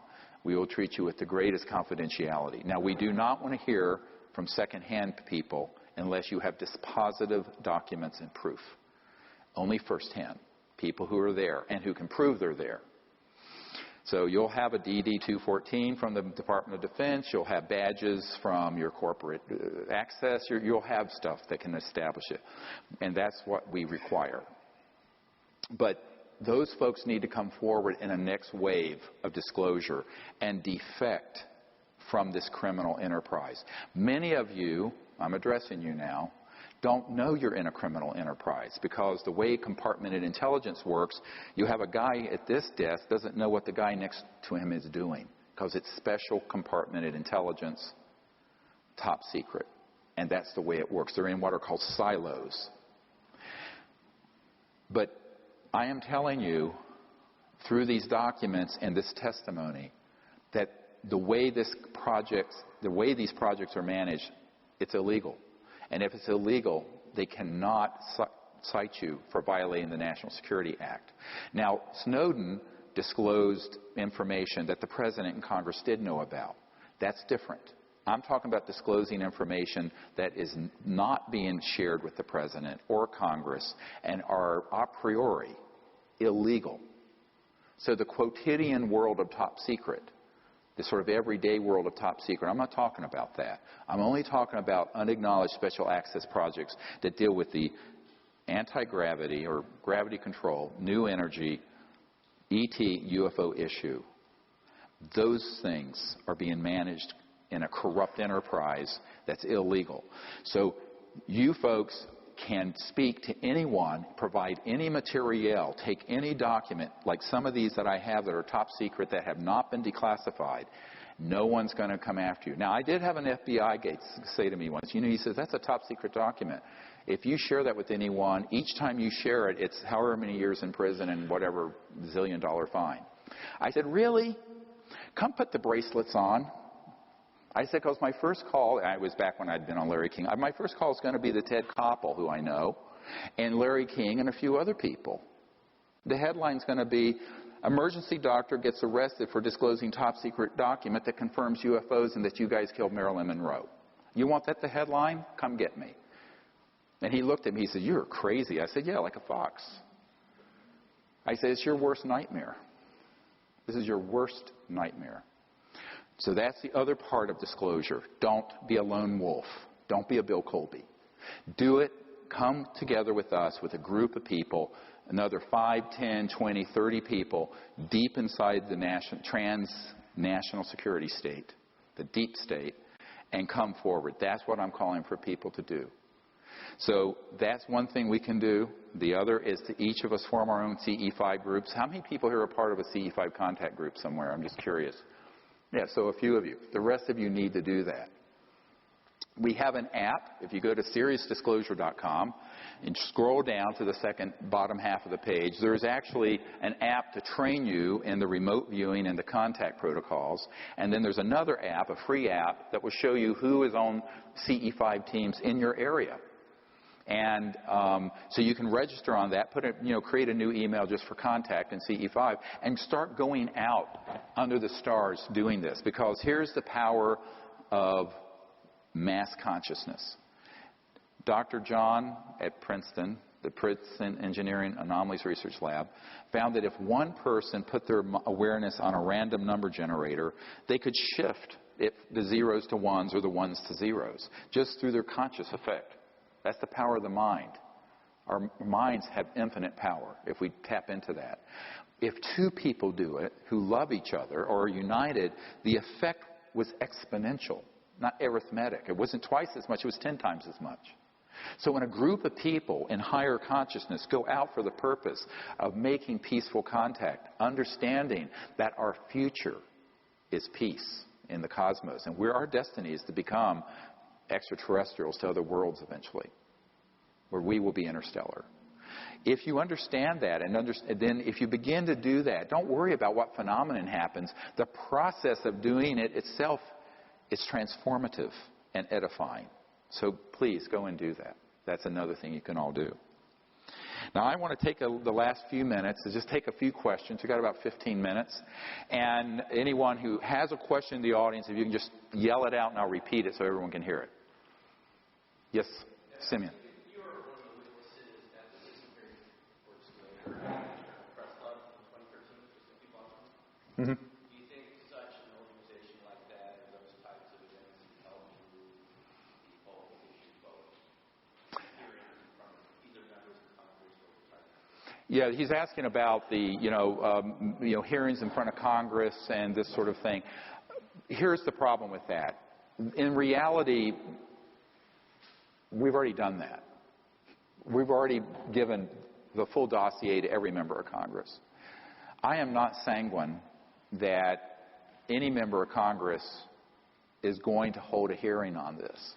Even Kucinich, who ran for president in 2008, who had a sighting and a close encounter, he was outed by Shirley MacLaine, unfortunately. And I've known him for years. He became chairman of one of the subcommittees on government oversight, domestic. He wouldn't do it. Because the social opprobrium, condemnation, critical, ridicule, is so great on this subject. It's more likely that more and more people defecting and doing it through the new media and the internet would create a title. Now, at some point, either a contact event will happen that's cannot be suppressed, or enough critical mass of people, a new wave of people defect where it just reaches critical mass. But for the President and the Congress to do it, they will only step in after we've done the very big heavy lift. So I think disclosure is in our hands. And in my opinion, in a sense, we've already done it. The majority of Americans believe we're not alone. 43% of Americans believe we're currently being visited by ETs. Two-thirds of the public believes there's intelligent life out there, and we've been historically visited. So in a sense, that, and when I started the project, the numbers were like 25%. So in a sense, we've won that issue. It's, when people talk about disclosure, I say, well, in a sense, we've already done it. What hasn't happened is official disclosure. But the problem with official disclosure is that it's rare to find a politician who has the courage to make their way through the condemnation, the ridicule, or the threats. And the threats are serious. And that's why we had such great hope that Clinton, and by the way, when Lawrence was hosting, when we were doing this briefing for President Clinton and Hillary at the Rockefeller Ranch, you know who stood up and stopped it? Hillary. She said, it's too dangerous. We don't want to hear anything more about it, and we're not going to pursue it. So President Clinton took the briefing, this huge thing I put together, and kept it in the private quarters of the White House, in his bathroom, actually, to read. And he would occasionally bring it out. There was a person who used to live at the White House who's a friend of mine. And he says, yeah, he'd bring it out into the living room, and he went through and he'd go, I know all this is true, but they won't tell me a thing, not a goddamn thing. That's what he said. So, I just think that, for the chief executive or the Congress to do it, we're going to have to create events, contact events. And it's harder in America than any other country, because this country is the crown jewel. It's not that Magic doesn't have subsidiaries globally, but this country is the crown jewel of the military, industrial, financial, laboratory, technology complex dealing with this. All other countries are an order of magnitude down in terms of what they have. And so for a president or a congressman to really go full bore at this, let's just say I'm not holding my breath. I'm calling for it. I think it'd be great if it happened. But I think we're going to have to do a lot more of the groundwork ourselves. The public, it has to be a mass public initiative, both making contact and bringing out more and more of these top secret witnesses before they will move off the dime. Yes, sir. Do you know the leaders of Magic are today? Yes, I know a number. I've named a few. Some are recently deceased, some are still living. Like, Cheney's certainly a member. Papa Bush is a member. Some of these royal families have representation, but minor. All you have to do is look at the really top folks at the Lockheed Skunk Works, SAIC, Lockheed Martin. They're all involved. You have David Rockefeller, used to be Chase Manhattan Bank. That, by the way, that's why Lawrence, who was his brother, who was sort of the philosopher king of the family, he wanted disclosure and peaceful contact. David, with the banking empire, was jumping up and down on his, well, I won't say what he told me, his toes, and was furious. You're saying that an officer of Lockheed, Northrop, or whatever, is a member of this group? If they're directly involved in the Skunk Works and the Cube, yes, they would absolutely have knowledge. And there are people within the military and CIA. I know people at the CIA who are a member of this group. And what's interesting, when I first did the meetings with the CIA director, about a third of Magic supported the concept of ending the secrecy and bringing this out. I've been told that the number is now 70% are in favor. And I've met with a number of them. They're more the younger generation.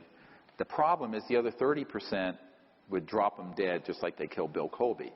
So it doesn't take them. It's not a democratic system. It's who's willing to be a murderer, who's willing to kill who. So and the other problem is that this group, Magic, has elements that are splintered off of the main policy board, the main policy committee. So the folks who have gone off the reservation with electronic warfare systems, abductions, mutilations, those guys are in a paramilitary special operation, drug run. It's highly, and some of the people who are on the main, they don't actually have control over what those guys are doing.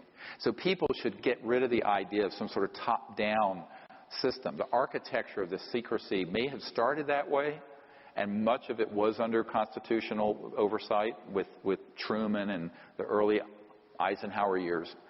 And then it went south. And it continues to go out of control, spinning out of control. So that's what you need to understand. Yes, sir? I mean, does this group conceive of themselves as, people have talked about a breakaway civilization? I'm having a hard time getting my head around the end goal. Is it just endless warfare? Are they addicted to warfare? What is it? Okay, there are agendas within this group that are separate and competing, and sometimes they mesh. One would be macroeconomic global control. They want the oil system, the central utility system, and it's all a macroeconomic issue for those guys. Those would be more of the real politic folks like Papa Bush. Then you have the people who I mentioned are eschatologists. They would love to see a final battle happen that would result in the end of the world so that their Messiah or their Christ or whoever would return. I mean, they're religious nuts. I mean, they make the Taliban look like liberals. Then you have an element that are sociopaths who really like endless war. They love torture. They like destruction. They're addicted to it. And I've met with some of these people. They are true psychopaths and they're scary characters. And then you have an agenda that has to do with the fact that they're not so much still attached to the secrecy, but they don't know how to come clean without it being the biggest scandal in the history of the United States and many other countries. Because imagine this information coming out and being confirmed, and the world learns that for 60 years we haven't needed oil or gas or coal, that there have been all these things done. I mean, one of their concerns is that it could result in so much social instability they wouldn't be able to manage it. So there's a sort of inertia to the secrecy, a momentum, and it's very hard to stop it. So those are people who are just sitting on the fence, who are placeholders, status quo holders. And a man that was good friends with W, I met with him at the University Club over here, and he was sort of his advisor on nuclear power and stuff like this. And he said, he says, I don't care if you're left, right, liberal, conservative, Democrat, Republican, when you get into that building, and we just down the road, he was pointing at the White House, you govern as a conservative. I said, what do you mean? He said, you do not want to be in charge when something this big happens and manage that change. I said, I understand what you're talking about. I had an admiral who was in charge of CONUS, who was part of, and another guy named Admiral Harry Train, who became a member of MAGIC. You want names? I have a lot of names.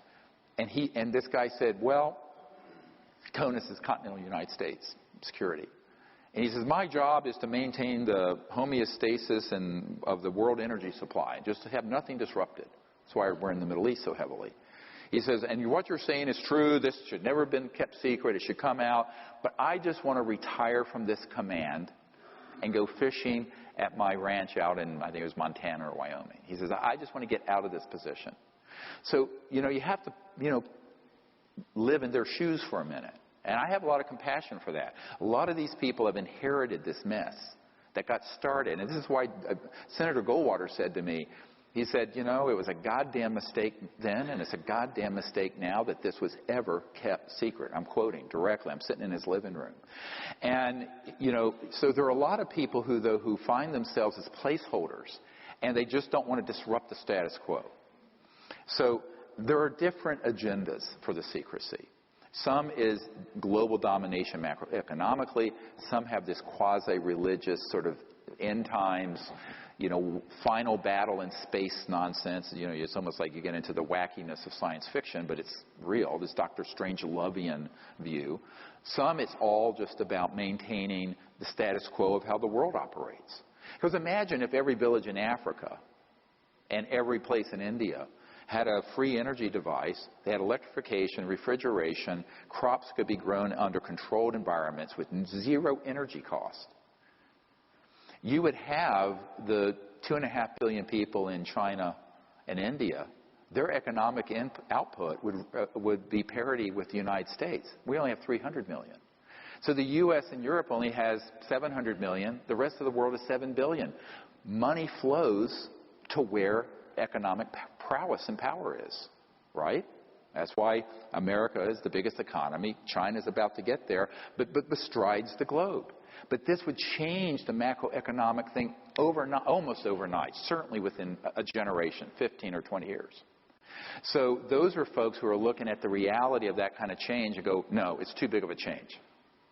Now, that has been going on for 60 years or more. I mean, the secrecy on the energy stuff has been going on for 100. And that's what has led us to the precipice of an environmental meltdown and global injustice. And as more and more people are impoverished and a more and more elite parasitic kleptocracy has the money, this is a prescription for global revolution and upheaval and terrorism. So the more we stay on this path, the harder it's going to be. So even though the change is daunting to take on, it's still the right thing to do. And the longer we put it off, the harder it's going to be. So my advice has been, for 20 years, meeting with people in high places, do it. But it's easier said than done.